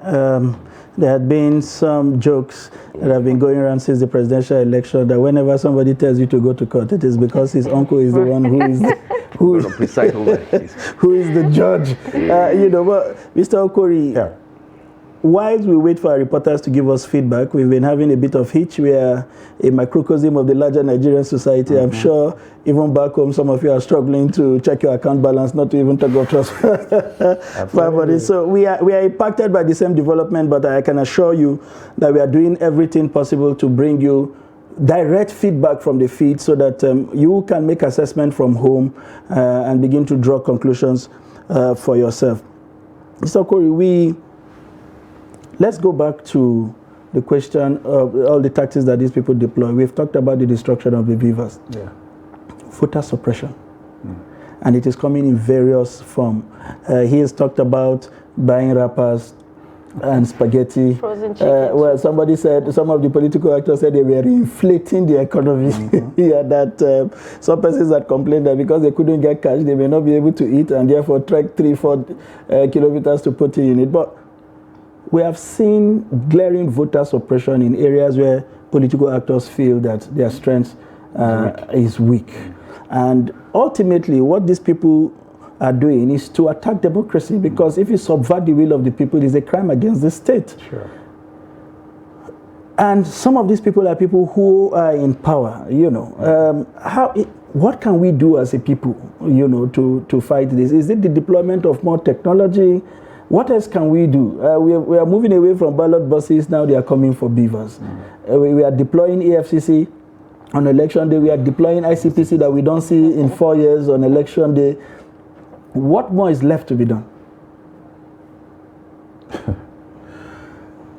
We are talking about the people that are supposed to. It's the law. It's the law. It's a crime in Nigeria that vote buying is a crime. And we are talking about political actors that know that it's a crime, and they are the ones indulging in it. So, of what use is the law against vote buying? The National Assembly members also do what we are saying here, all of them. So, I'm not the one that is doing buying the vote, or in a way giving our rappers spaghetti and the likes, because they cannot make they cannot lay their hands on available cash. They have derived another means. So going further, if you try to see how to kill these other means they have derived, of course you expect that they will go for they will also want to derive other means to see how to have their way. You see, the author that defined politics as who gets what, when and how, perhaps when he was thinking of this definition, he had Nigeria in mind. Because Nigerians use every means to see how to get to power. And one of the means is what we are discussing here. Unfortunately, they have impoverished Nigerians to a very large extent that anything that you give them, it makes a whole lot of sense to them. Imagine that you are giving a family spaghetti. Of course, why won't they want to divert it to do their bidding? So that's the most unfortunate thing. And until we see that the doers of this other means of trying to see how to suppress voters, until they are penalized, how many of them have been punished? All right. Well, thank you so much, Mr. Okori. For now, we'll go on a quick break, and when we return, the Nigeria Decides 2023 continues. Stick around. I think everything is going on okay. People have voted. The INEC officials, they came quite early, and the process is going on okay. Well, I heard the turnout is not as high as expected, but now we're appealing to people, to come out. They were flinching, there'll be security challenges. Well, you can see the people. I don't have to even think twice. They want Omititu 2.0. Beavers are working. They did a very good job. They made me stand in a very clear place to actually capture my picture. So there is no extra image at the background, so it's just me, and it's calm. We started voting by 9:13 a.m. That is 13 after 9 this morning. Everybody here is calm. We have security here. People are coming small. There's no too much things here. There's no problem here, sir. We are okay. We are okay here. My own life is that God gives power to whosoever He gives, whether beavers or no beavers, the person that God wants will emerge. But the process we should understand is that whatever you have said as a body, like INEC is a body which is supposed to be trusted. Once they say the results should be transmitted, it should be transmitted. If it is not, then the INEC has some questions to answer. Maybe you see one polling unit is doing well on any of the choice of their political party. They should allow everybody to come and vote. Don't differentiate anybody. That's my advice to the people. As we can see, there's voter apathy. The people have not come out enough or sufficiently. I don't know why, possible transport issue, but then again, maybe lack of belief in the process. But the only thing I observed coming was that the security operatives blocked a lot of routes going out, which will affect people's movement. It's indirectly disenfranchising them. People should be able to move to go and vote. We all have our voter card. If I'm going to go and vote, you can tell from where I'm going to vote what is on my card, so you should be able to allow me to move. 015, vote.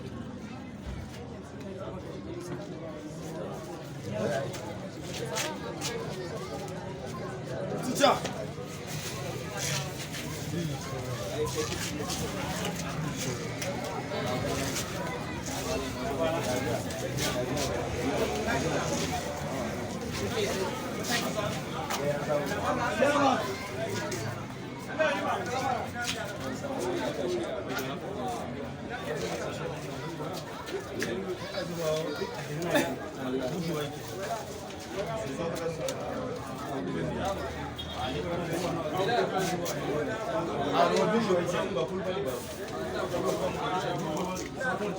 Sauran wancan ne.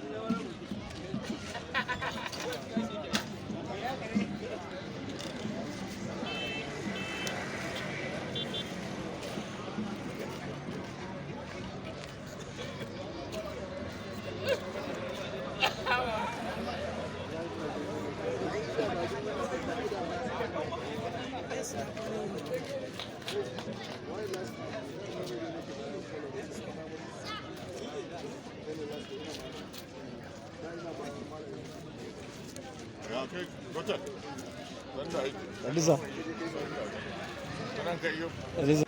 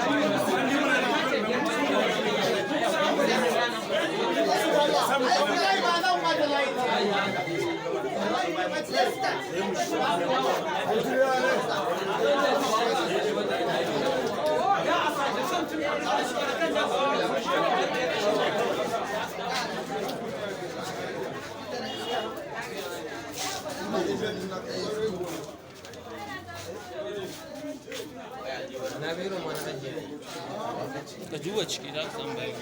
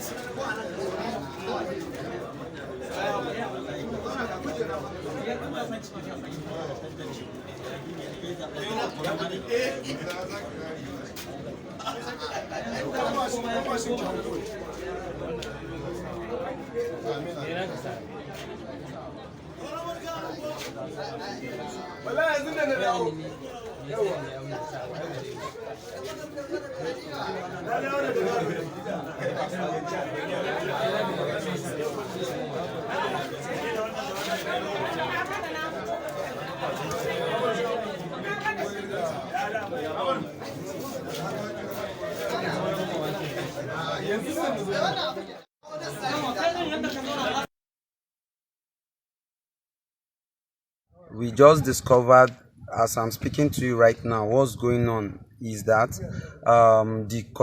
the result sheet for governorship election in most of the polling units under Wakma in Nasarawa Egon of Nasarawa State, most of the original sheet have been removed. We are left with just the duplicate. And another thing they said before starting the election, they said that they are not going to, like in my polling unit, they said they are not going to upload the result there until they get to the collection center. That was exactly what happened last time, and this is exactly what they are trying to do. So please, I believe the whole world should please watch what's happening. 015 code.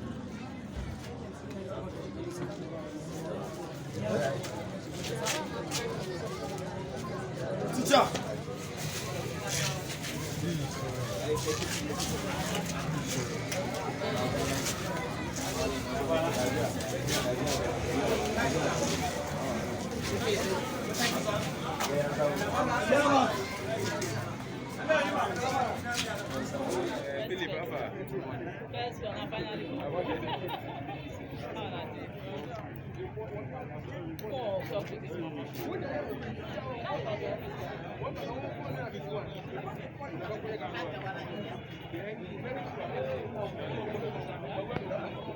Oh, sorry.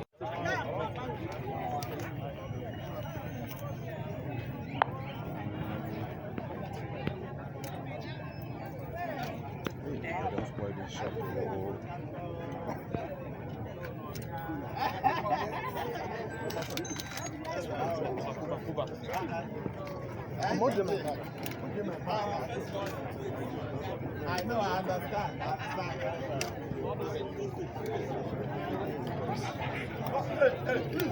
Everybody, all cameras, please. See, cameras, all of this. Come this side, defend it. Come stay here. This is useless.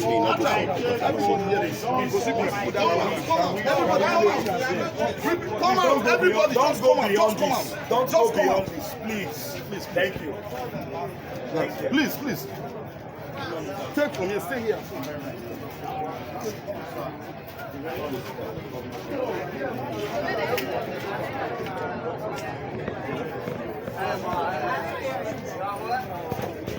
Oh, you're back now. Back. Nice. Don't shift back. Come back. You come back here. Come back. Everybody back. Come here. Back. We get you. Take your iPad. Back. All of us. Come on. Drop your ballot. If you are voting, they will match you. I want this to be seen. I don't want anybody here. Just go back. Don't move from where you are.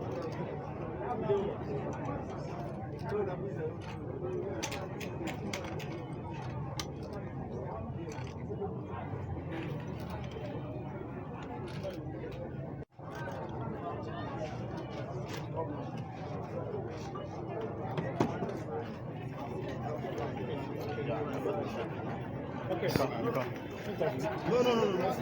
Yeah. Let me take some steps.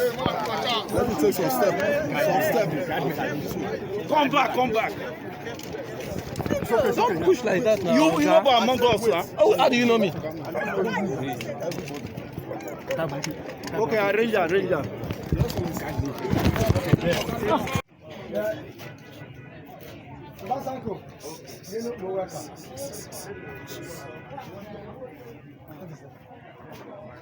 Eben.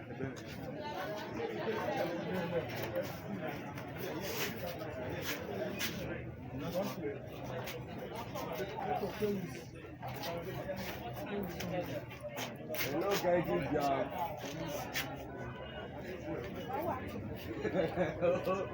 Ada hano kukowa no. Hello. Ada hano kukowa.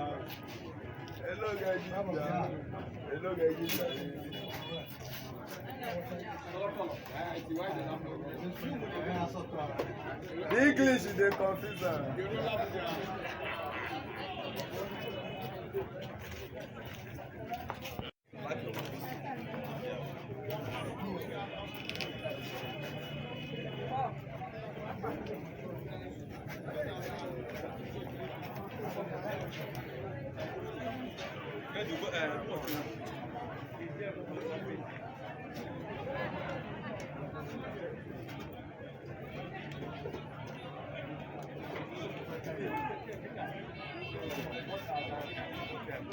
We started voting by 9:13 a.m. That is 13 after 9 this morning. Everybody here is calm. We have security here. People are coming small, small. There's no too much things here. There's no problem here, sir. We are okay. We are okay here. For now, I cannot substantiate it because I have not seen such.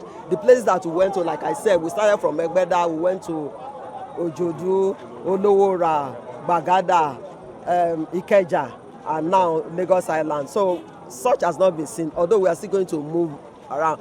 But anyone that gets his or herself involved in voter suppression should know that it's against the law, and the full weight of the law will be brought to bear on such individuals to serve as deterrent. So for those who will be viewing this, if they have the intention, and let parents also guide their words so that no one will use them to suppress, voters.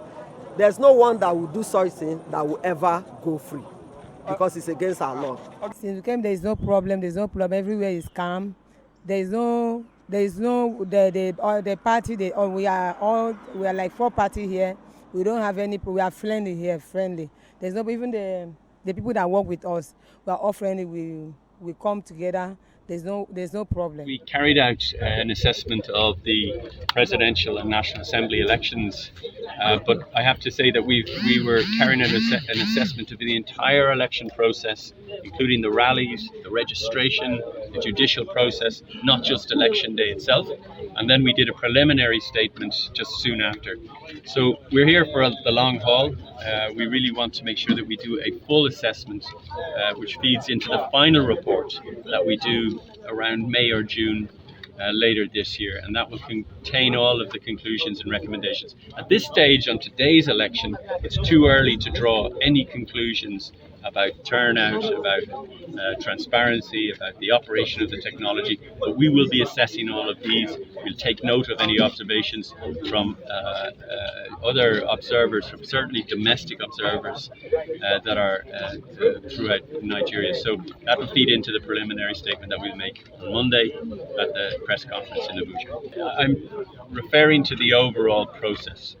This is the 7th election since the return of democracy to Nigeria in 1999, and the engagement that we've had with political participants, with CSOs, with the media, with the judiciary, with academia, really underlines that there is an appetite for democracy. Having said that, of course, there are certain shortcomings that cannot be ignored, but that doesn't mean to say that there is an appetite for democracy. So we made our reflections in the first preliminary statement from the 27th of February, and that's in the public domain, and you can see the observations that we made. We were invited here by INEC at each of the 7 elections since 1999, and we follow up very carefully based on the criteria that Nigeria sets for itself. So it's in the legislation of Nigeria, it's in their commitments that they have in international conventions around making sure that people are able to exercise their political choices in a free and unhindered way. So, it's very clear that Nigeria wants to deepen the roots of democracy here, but there are obvious challenges that cannot be ignored.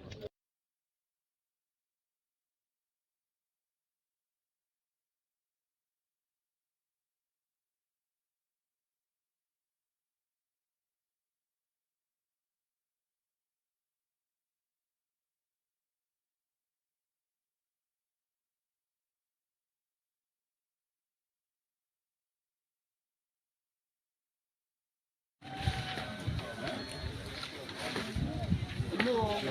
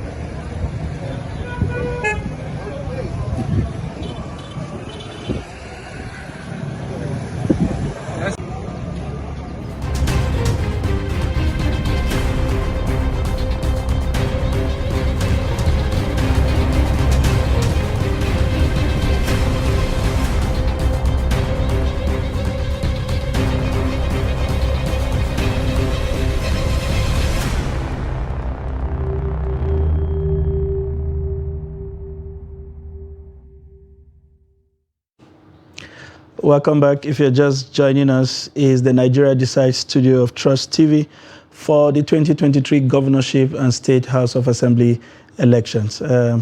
It's been a very engaging session since we came in. We will be going straight to the states now. We have Kevin Melua now, who will give us updates from Delta. Kevin, good afternoon. Good afternoon, sir. Talk to us, Hello, Melua. Good afternoon. Yeah, good afternoon, sir. Hold on, sir. Good afternoon, Kevin. What exactly is going on from your end? Yes, here in Delta State, the election is going on peacefully here in Asaba, the Delta North area, while in that Delta Central. Hello, Kevin. Violence. I can hear you. Can you hear me, sir? Hello? Hello. So, can you bring us to speed with what is happening in Delta? We are seeing flashes of attack at various polling units. What exactly is going on? Yes, like I was saying, I said here in Delta, the election is going on peacefully in Delta North, peaceful here in Delta North. But in Delta South and Delta South, Delta Central, it seems to be a little bit violent as talks disrupt election in Irene. Yeah, they destroyed the electoral material and even the beavers machine. Why that of same in Delta Central in Etiop West local government area, the former local government chairman of Etiop West, Mr. Wilson Omene, his house was set up and 2 persons was also shot dead at the same time. Okay, for the benefit of our viewers, Melua, can you please identify what areas are Delta South? You know, what are those popular communities around these places or by name, so to help us drive home, get a complete idea of what you're talking about? Yes, in Delta South, when you talk about Delta South, you are talking about the Delta Central, I mean to say, where there is violence in Irene, close to Ugeli area. That's where we have Irene. The election there has been a little bit violent. Right out of Yetrup West, people are coming from Saplet by Mosuga. That's where you have the house of the former local government chairman that was set ablaze. 2 persons shot dead.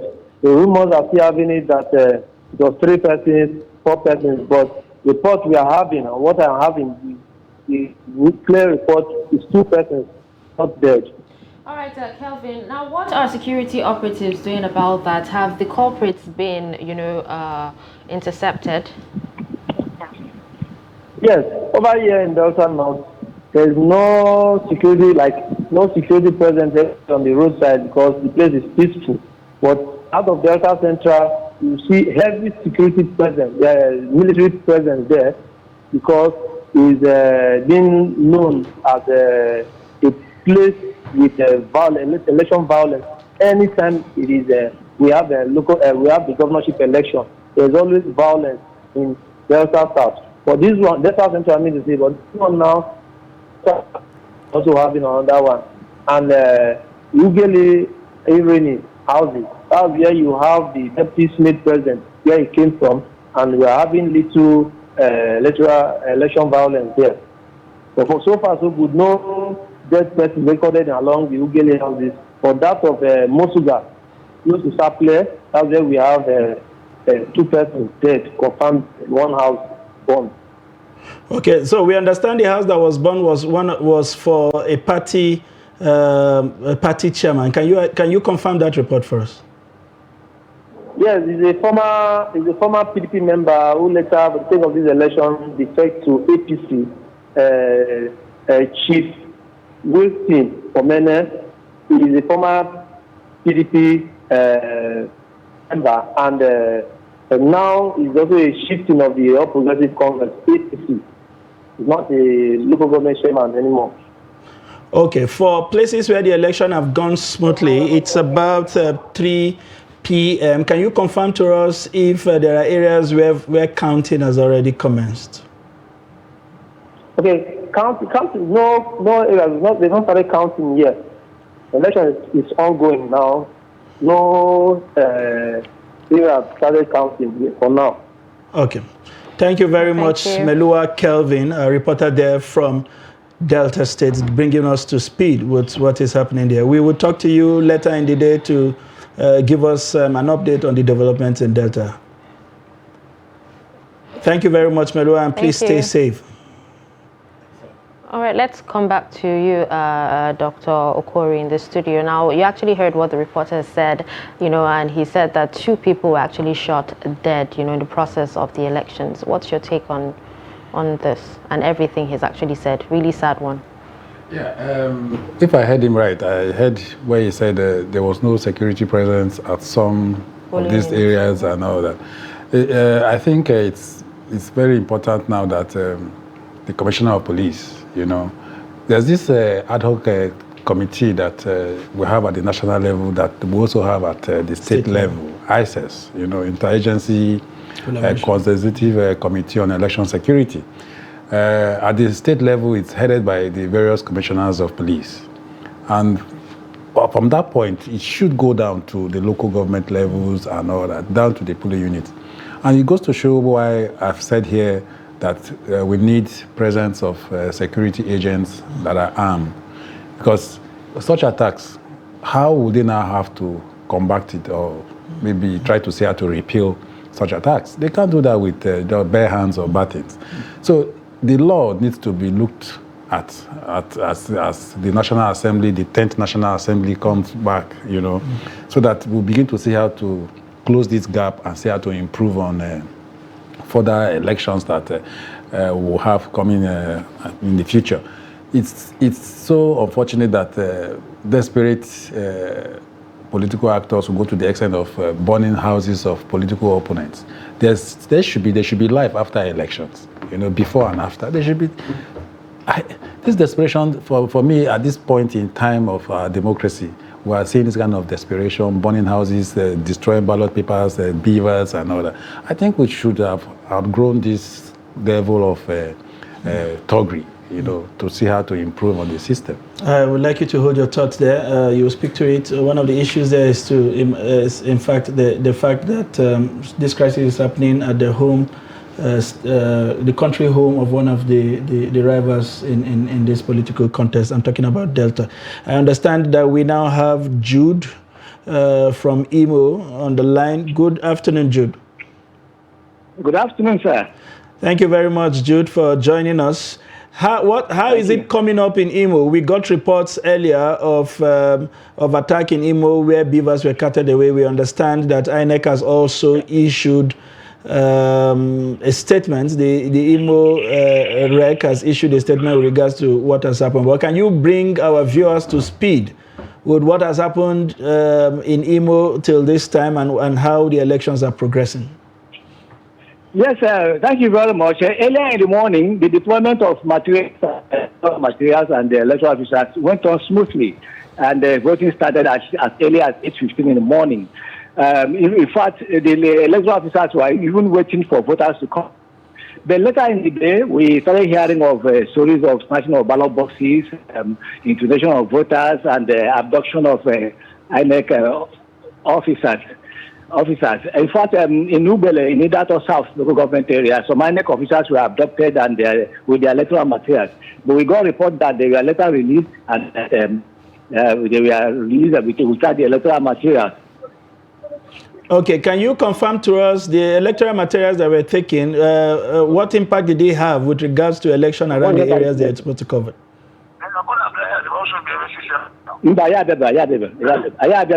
Can you hear me, Jude?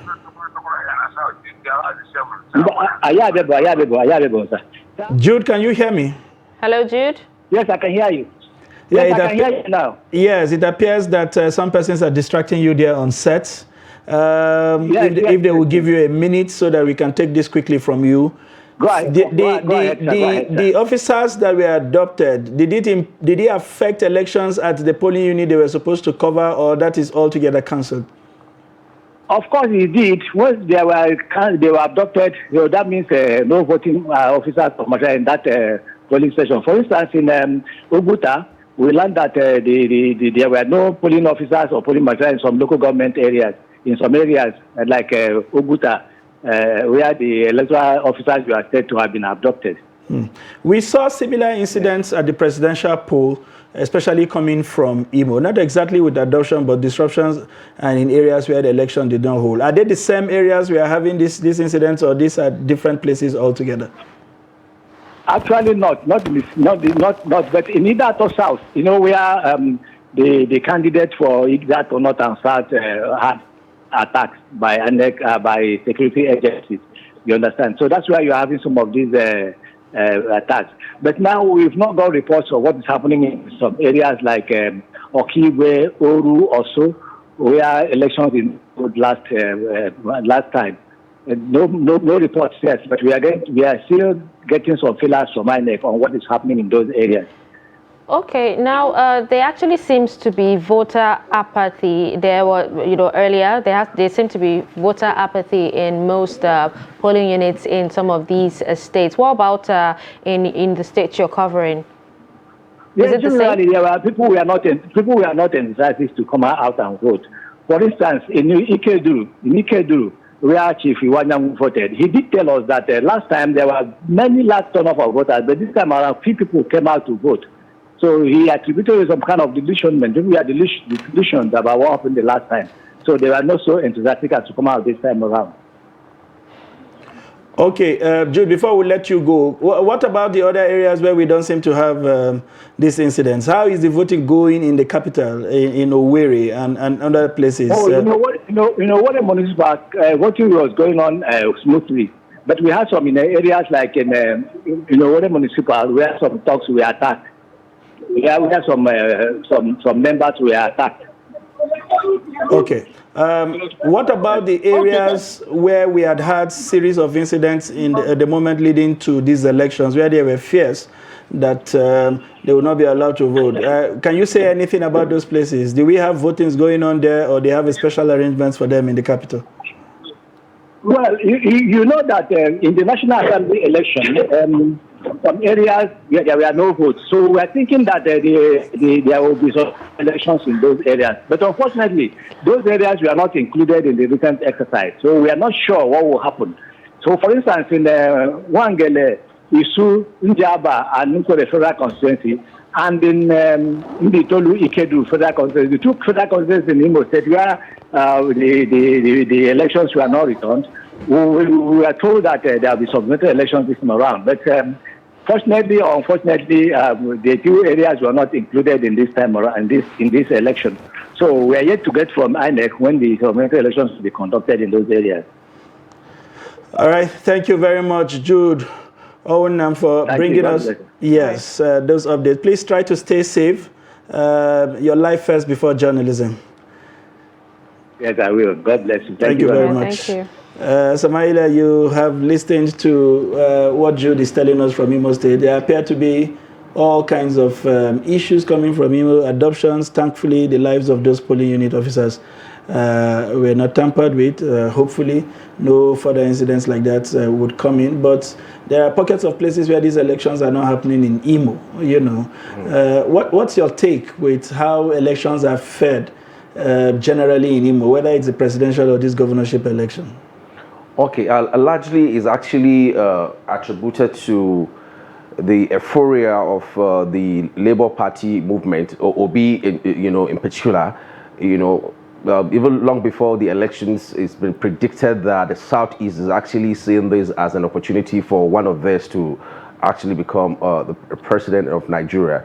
So that really contributed largely to the turnout. In fact, at a point you're asking yourself after the outcome of the elections that it makes it look like there are no other parties. Even the parties who've been holding sway in the Southeast were diminished, because of that movement. So that really, worked in quite a lot of places in the Southeast in general, that even nobodies who picked Labour Party tickets, became the winners of those elections. So, and sometimes it's actually not because of non-performance of the people who have been doing it in the past. It's just a tsunami that when it comes, it actually happened during 2015 when Buhari was coming as well.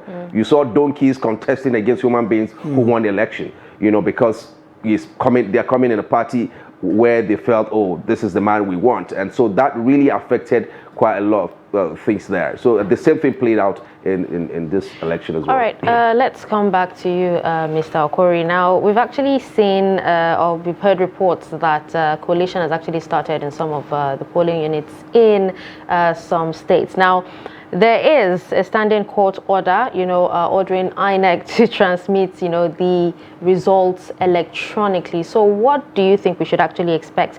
Electronic or manual transmission? And also, we know that, some of these governorship elections that happened off cycle, it was easy for these results to be transmitted to the INEC portal. But is it possible to transmit, the whole 28 states, and the whole polling unit results at the same time in real time? How would that be possible? I'll give you an instance here where before this cashless policy issue started, when you want to transfer money from your mobile, from your phone to somebody, it goes similarly, But the moment a lot of people started using that same platform and all that, you started having these issues of network issue, jam-packed and all that. Now, it was easy with those off-cycle elections, the last one in Osun and all that. But right now, you have about 28 states, and you expect that there are a whole lot of results coming out from several polling units. And so you expect that they will have issues pertaining network. So it's not an excuse for them anyway. We expect that they know what they were going into. So they would have improved on the technology to see that we don't have these issues, so that we will begin to have political parties now talking down about the process and all that, But the law is clear about transmission of results, electronically or manually. The two can fly, if you ask me, according to what the law says. So in order not to have issues, if we are going to have a problem with the technology that has to do with transmission of result, it's better for INEC to come out and tell the political parties, Nigerians, electorates, and all that, okay, we're going to do both. You know, in the event where we have issues or challenges with the technology and all that, we will begin to see how to transmit it manually, you know. Because what you transmit electronically is what is you can find in the spreadsheet or the result sheet, you know. So in the event where they don't tally, then we begin to ask questions. Interesting perspective there. Samaila, yes. He said something that is quite instructive. We tried this process with Oshun, and even though the outcome is being challenged by the parties that lost, it was largely reflective of what the people wanted in Ekiti. I'm not sure we have complaints about how it was deployed, and partly other states. If we don't have the capacity to deploy nationwide, are we coming to a point where, for the purpose of transparency and accountability, we should be looking at staggered elections, maybe zone by zone, or take a number of states? How do we address this issue? Because the process, you know, as one of the party candidates said, if you have to call you Your Excellency, then the process through which you emerge must also be excellent. Yeah, well, you know, so far so good is that we saw that those states where the elections were not the same timetable with this general elections, saw, maybe because of the large number of security personnel being deployed, you know, bring some level of sanity into that system, you know, because so that's the pointer to say that the security personnel have actually been under deployed, or even the numbers is not sufficient enough, you know. So that's just a pointer to the fact that the Nigerian government needs to look into that. So what about if, because we are looking at the kind of thousands of police officers that have been deployed in, when you have it in one state, you know. So, but of course, it will now look that our own system, if it's going to be deliberate, it's not going to look somehow, because that will come with its own challenges. Everybody is now waiting to see where this region is actually voting to now decide on, because we saw to a large extent what happened during the presidential is playing out today, in the sense that some people are now saying, oh, okay, so now that we know that these people, this is the direction they're going. So we also, even though we not willingly, we're now forced to go to this direction because it seems it's basically on ethnicity or on religion or something. So that will also come with its own challenges, you know. So, but of course, I think largely what INEC needs to do is to look at those challenges. And I said it after the presidential election. I said, look, INEC has time to begin to look at what are those challenges we encountered, even though they had that time, because it wasn't their first time of deploying the beavers. You saw it in Osun State. So whatever you encountered that time, if you feel, oh, this, we don't really know much about what happened, you can contact the companies that produce these beavers. You understand? So, because it wasn't like you just went to the market and just started picking beavers from one shop to the other. You know, so you should be having some interface with them. Well, we never envisaged this kind of problem. How do we surmount this? How do we combat these issues? So there should be, and then you had like 4 years to prepare for this kind of elections. I believe 4 years is enough time. When you're getting these machines, you should preempt everything about it.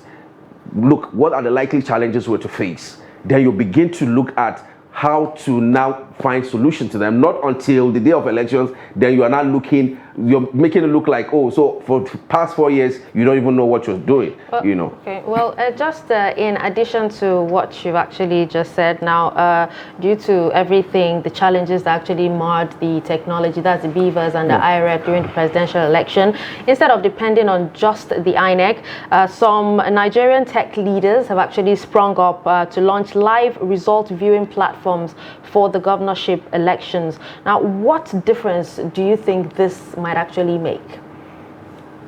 Authorized by which law now? Because Nigeria is a sovereign state where laws are INEC is doing what they are doing because they are backed by law. So this one that you're saying, they are backed by which law? So we should just allow INEC to carry out their job of doing what they are supposed to do. We were saying earlier, complicating the whole thing. Yes, at the expense of not miscommunicating right here in the studio. I think because emotions are very high, we don't seem to appreciate how much of integrity that the Beavers has brought to this process.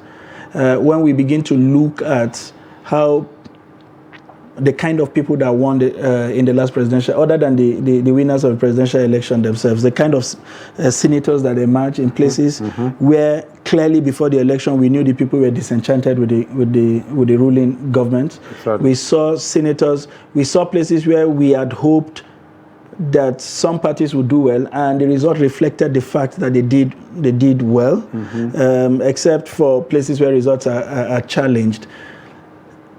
Can we say that other than the issue of transmission from the polling units, I mean, is it clear? Isn't it clear rather that the Beavers had brought in some very radical changes to our electoral process? Yeah, I think that innovation is very novel, if you ask me.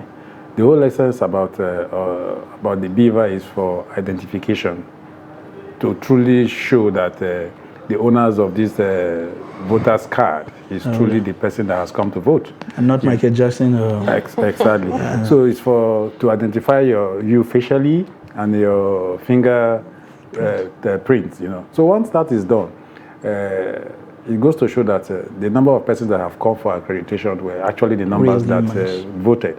What we saw in Osun State, where it was established that they were overvoting, and Beaver established that there was overvoting, and that the numbers that overvoted were reduced by the tribunal, you know. And in doing that arithmetic, that was when they now arrived at that the APC candidate was the one that won after the deductions, you know, when they saw that there was overvoting and they did that reduction or minus, plus and minus and all that. So I think with Beaver, it will help us in going a long way to see that some of these malpractices are drastically reduced. All right, we now have Charles with us from Cross River. Good afternoon, Charles.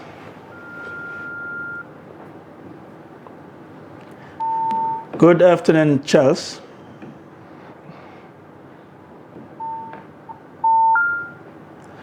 Well, it appears that we have this peculiar difficulty today with Charles from Cross River. We would continue to explore various avenues to ensure that he gives us updates coming in there from Cross River State. Samaila, I would direct the same question to you, the Beavers. Where did you think the problem of the Beavers was? Was it in the device itself, not having the capacity to transmit, or the human interface? Because at the end of the day, it's a garbage in, garbage out, as we said. We saw instances where polling unit officers made attempts to transmit House of Rep results, but were unable to transmit presidential results.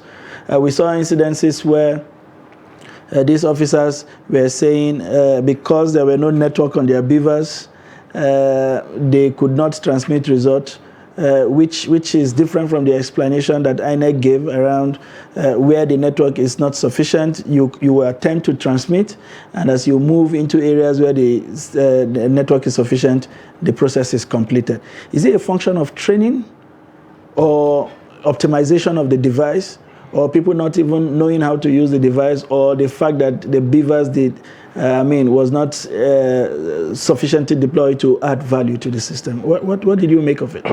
You see, the point is this, and I still go back to the point that I was making earlier.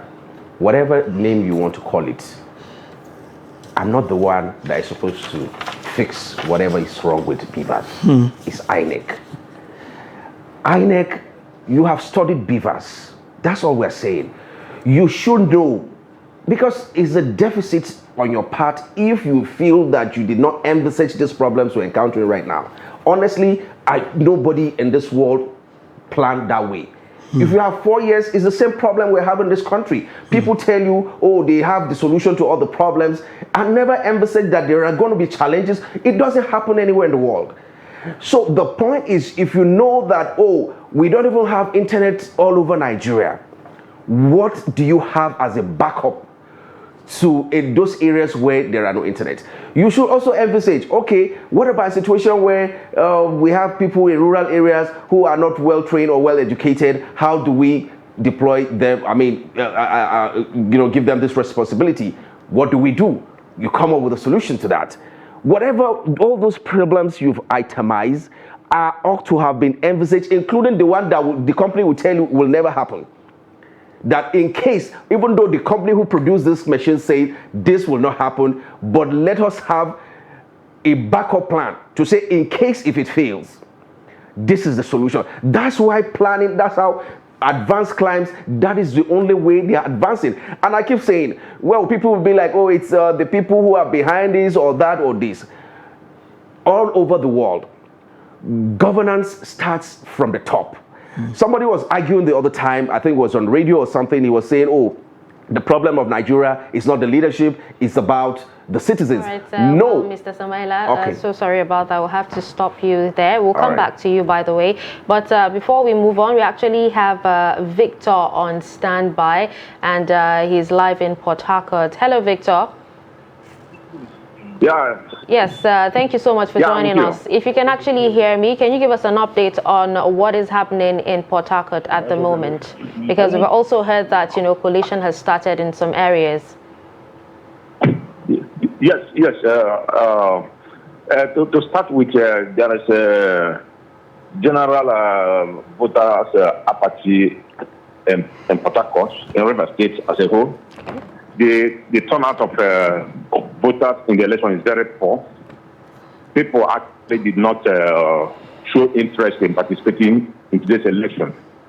There is a general apathy, and some of the people we spoke with told us that they don't have confidence in INEC, that they don't have confidence that at the end of the day their vote counts. So generally there's a voter apathy.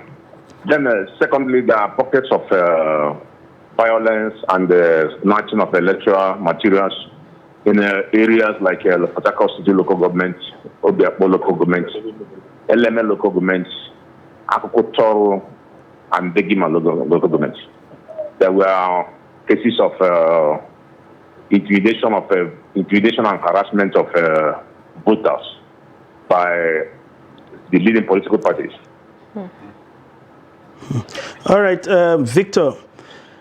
To what extent has this affected the process, especially in places where those disruptions have happened? Have they cancelled the election in those places altogether, or they were able to put themselves together and get the process underway? No, there is no cancel of election in the affected areas.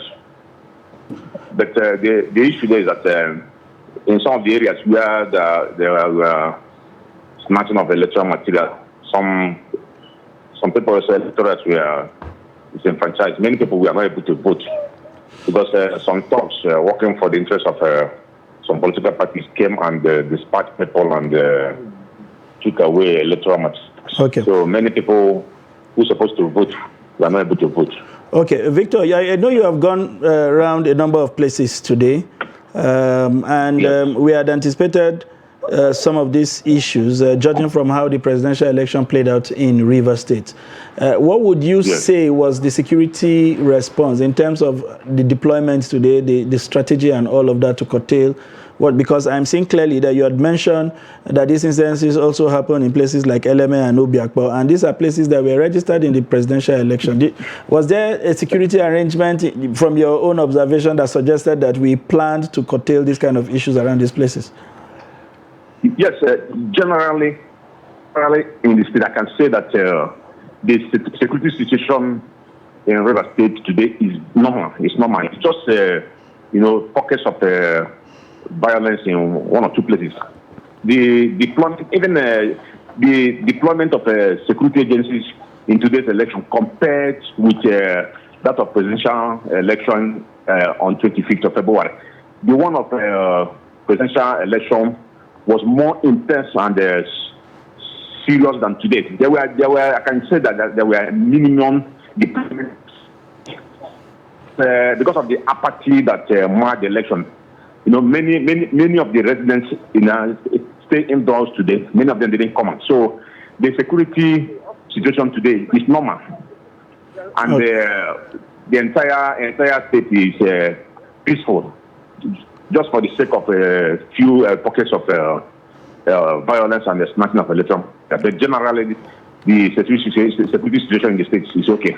All right, Victor, finally, before we let you go, for places where the election have gone well, how would you describe the process with the coming out of electoral officers and the commencement of voting? And by the way, we understand that in a number of places, vote counting has already begun. Can you bring us to speed? Are there places in Port Harcourt where, as we speak, that they've started counting votes? Yes. Counting of votes are started in almost all the LGA. Like places I've visited, Oyibo, Eleme, Port Harcourt City, and the Obiapo. Counting of votes have started in polling units and units. Okay. Thank you very much, Victor Edozie, a reporter in Port Harcourt, bringing us update from across various local governments there in Port Harcourt. We would continue to come back to you for updates. I hope you also stay safe and be mindful of your security as you go around this critical assignment. Yes, thank you very much. Thank you very much, Victor. Samaila, coming to you, you've listened to what Victor has said with regards to what has happened in Port Harcourt, the voter apathy, especially as an offshoot of the way the process went during the presidential. Are you surprised with some of the things they say? I mean, he's mentioned Obiakpo, Eleme, Dekima, and even Port Harcourt City. No, there's nothing surprising about what he said. Those things have been predicted earlier, before now, that this is going to happen. The steam has actually died down for whatever reason, but it's obvious that the obedience factor, is also playing a major role out there. So by and large, I know even though there are some groups who lost confidence, there are some groups who wouldn't come out for their own safety, because we saw what happened in 2019 in Rivers State. It was hot. Gunshot, broad daylights. Ditto 2015. Yeah, same thing. So, people out there, some politicians, their head is really hot. They don't care. You can't be a collateral damage if that's what you choose. So that's their own slogan. So really, a lot of people will just feel like, look, I'm just better off to still stay in my house, and I don't care what is the outcome of the elections. Okay. Now, Mr. Okori, he actually talked about the obedience movement making a lot of people, especially youths, want or clamor for change.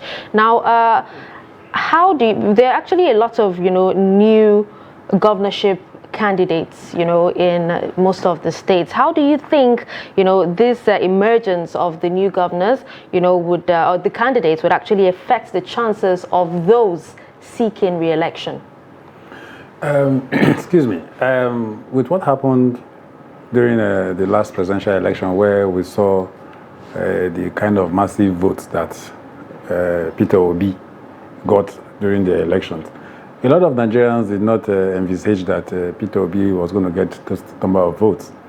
And my joy here is the way Nigerians have started thinking in their thought process that they don't need anybody to guide them anymore, to tell them what to do. They have this independent mind that they can go out there and make their choice, because their fate lies in their thumb, to choose the particular leader that they want. I was so impressed with the number of House of Reps seats that Labour won, about 34. Then Senate about 6 or 7 or thereabout. by and large, about 8 political parties out of 18 that we have got 1 or 2, 3 seats like that at the House of Reps, then 7 at the Senate.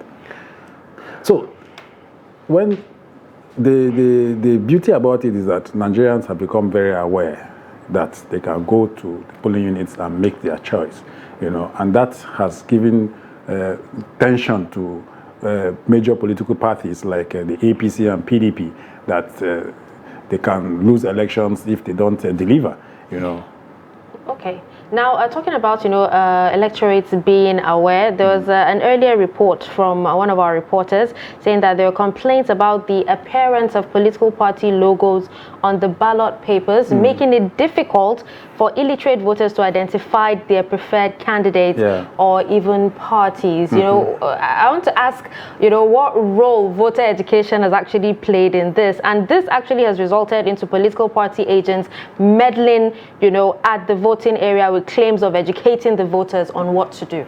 I think that cry was from the NNPP. If I watched Buba Galadima on TV talking about their logo did not appear it wasn't visible on the ballot papers. I want to believe that prior to the elections, political parties were invited to come and have a look at, samples of ballot papers, how it will appear, and if they had any complaint then, they would have made that available to INEC and not coming to cry after the elections. So I think that INEC, if I know very well, they went through all that process and they were carrying all political parties along before the elections. Next time, they have taken note of this. I'm not speaking for INEC, but I think that they have taken note of all these.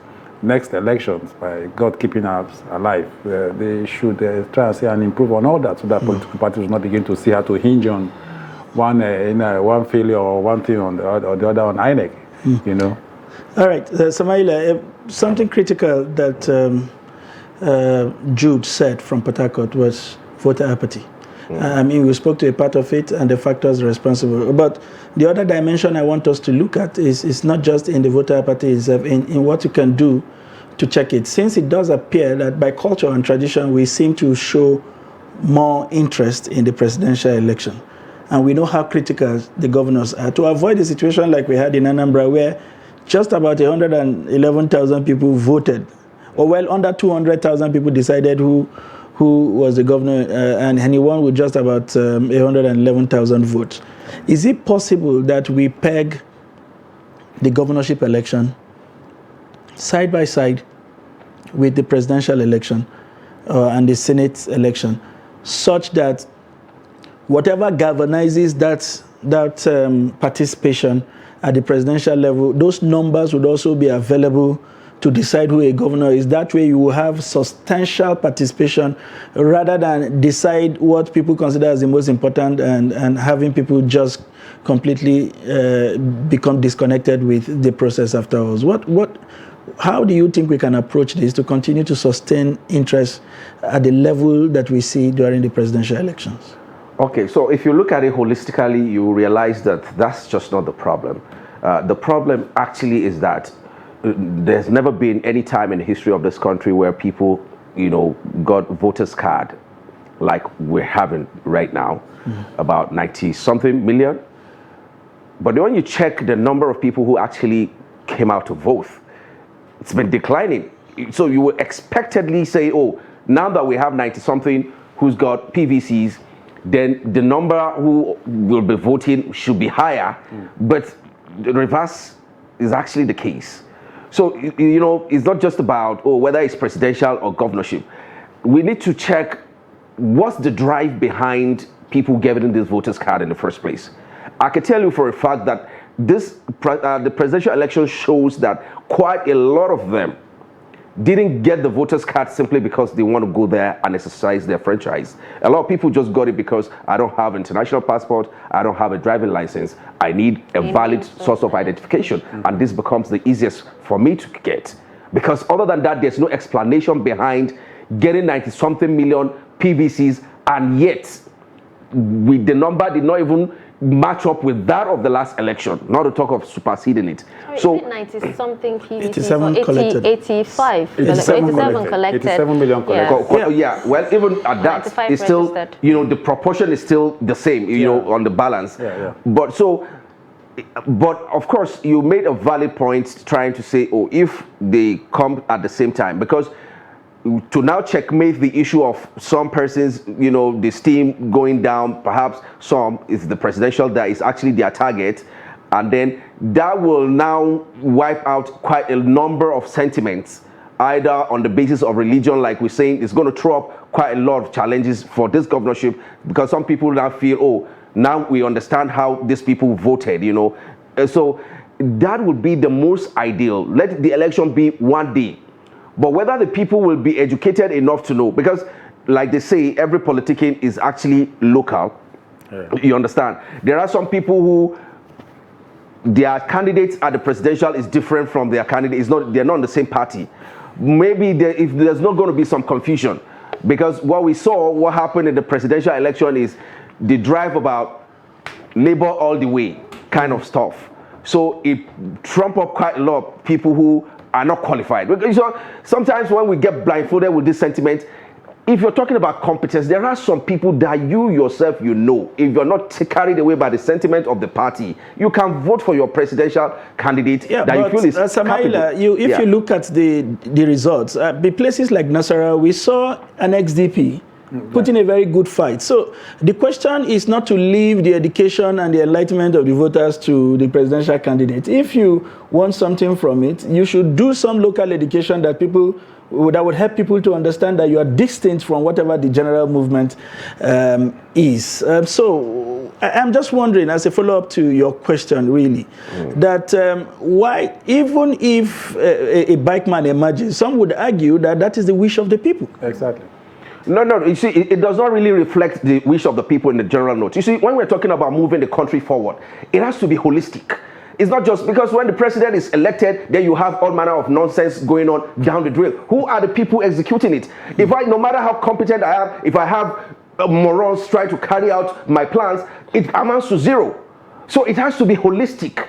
So when people are not educated enough to know that it's only that man at the top that is qualified from that party, the rest of them are just nuisance, then there's going to be a problem. You see, we need to be able to separate sentiment of maybe on party basis if we really want to move this country forward. A lot of people voted not because they like this political party, but it's about the candidates. So in essence, I might be a good guy who is a senator from my place and doing favorably well. I mean, in the history of that state, none has ever done the way I did. But because somebody emerged, that I also have sentiment that person, we're not in the same party, but I also like him to be the president. But you see, because you say, vote this party because of that president, down the drain. It's going to affect everything you're trying to build on. And we saw, and let me give you a typical example of northern Nigeria. We saw another sentiment be playing out in the past where you see a governor, because today there is governorship election, is not because some people are not competent. We saw places where you see a competent governor, and the people of the state are vowing that, yes, we know nobody has ever worked like him in this state, but because he doesn't give money, he's not coming back for the second time. These are the sentiments we've been dealing with. You see another issue, I think it was sometime in Plateau, another person is saying, yes, he has worked well, but we are just tired of him. You get, so really we need to look at it holistically. Interesting perspective. I wish we have time to continue to go on and on and on. We are running out of time, but it's just important and instructive that we chip in this, that even in advanced democracy like the Americas, where you can barely vote a president, people just wake up and say, we are tired. We just want to have a taste of something. We are tired of taking coffee. We want to try tea. Well, these are all elections are supposed to throw out the wishes of the people, regardless of how these are perceived. This is the much we'll take on this session. We want to thank you very much, Mr. Okori, and Samaila for showing up in the studio and providing us with perspective, very insightful perspective, and helping to advance the national cause and the voters' education at our own level. We will see you at the top of the hour with more to come from the Nigeria Decides Studio, Governorship and House of Reps election. Please stay with us. And do not forget that the news update comes up at the top of the hour. I'm Darshan Hussein Al Usman. Thank you for staying. I'm Sunday Michael Ogu.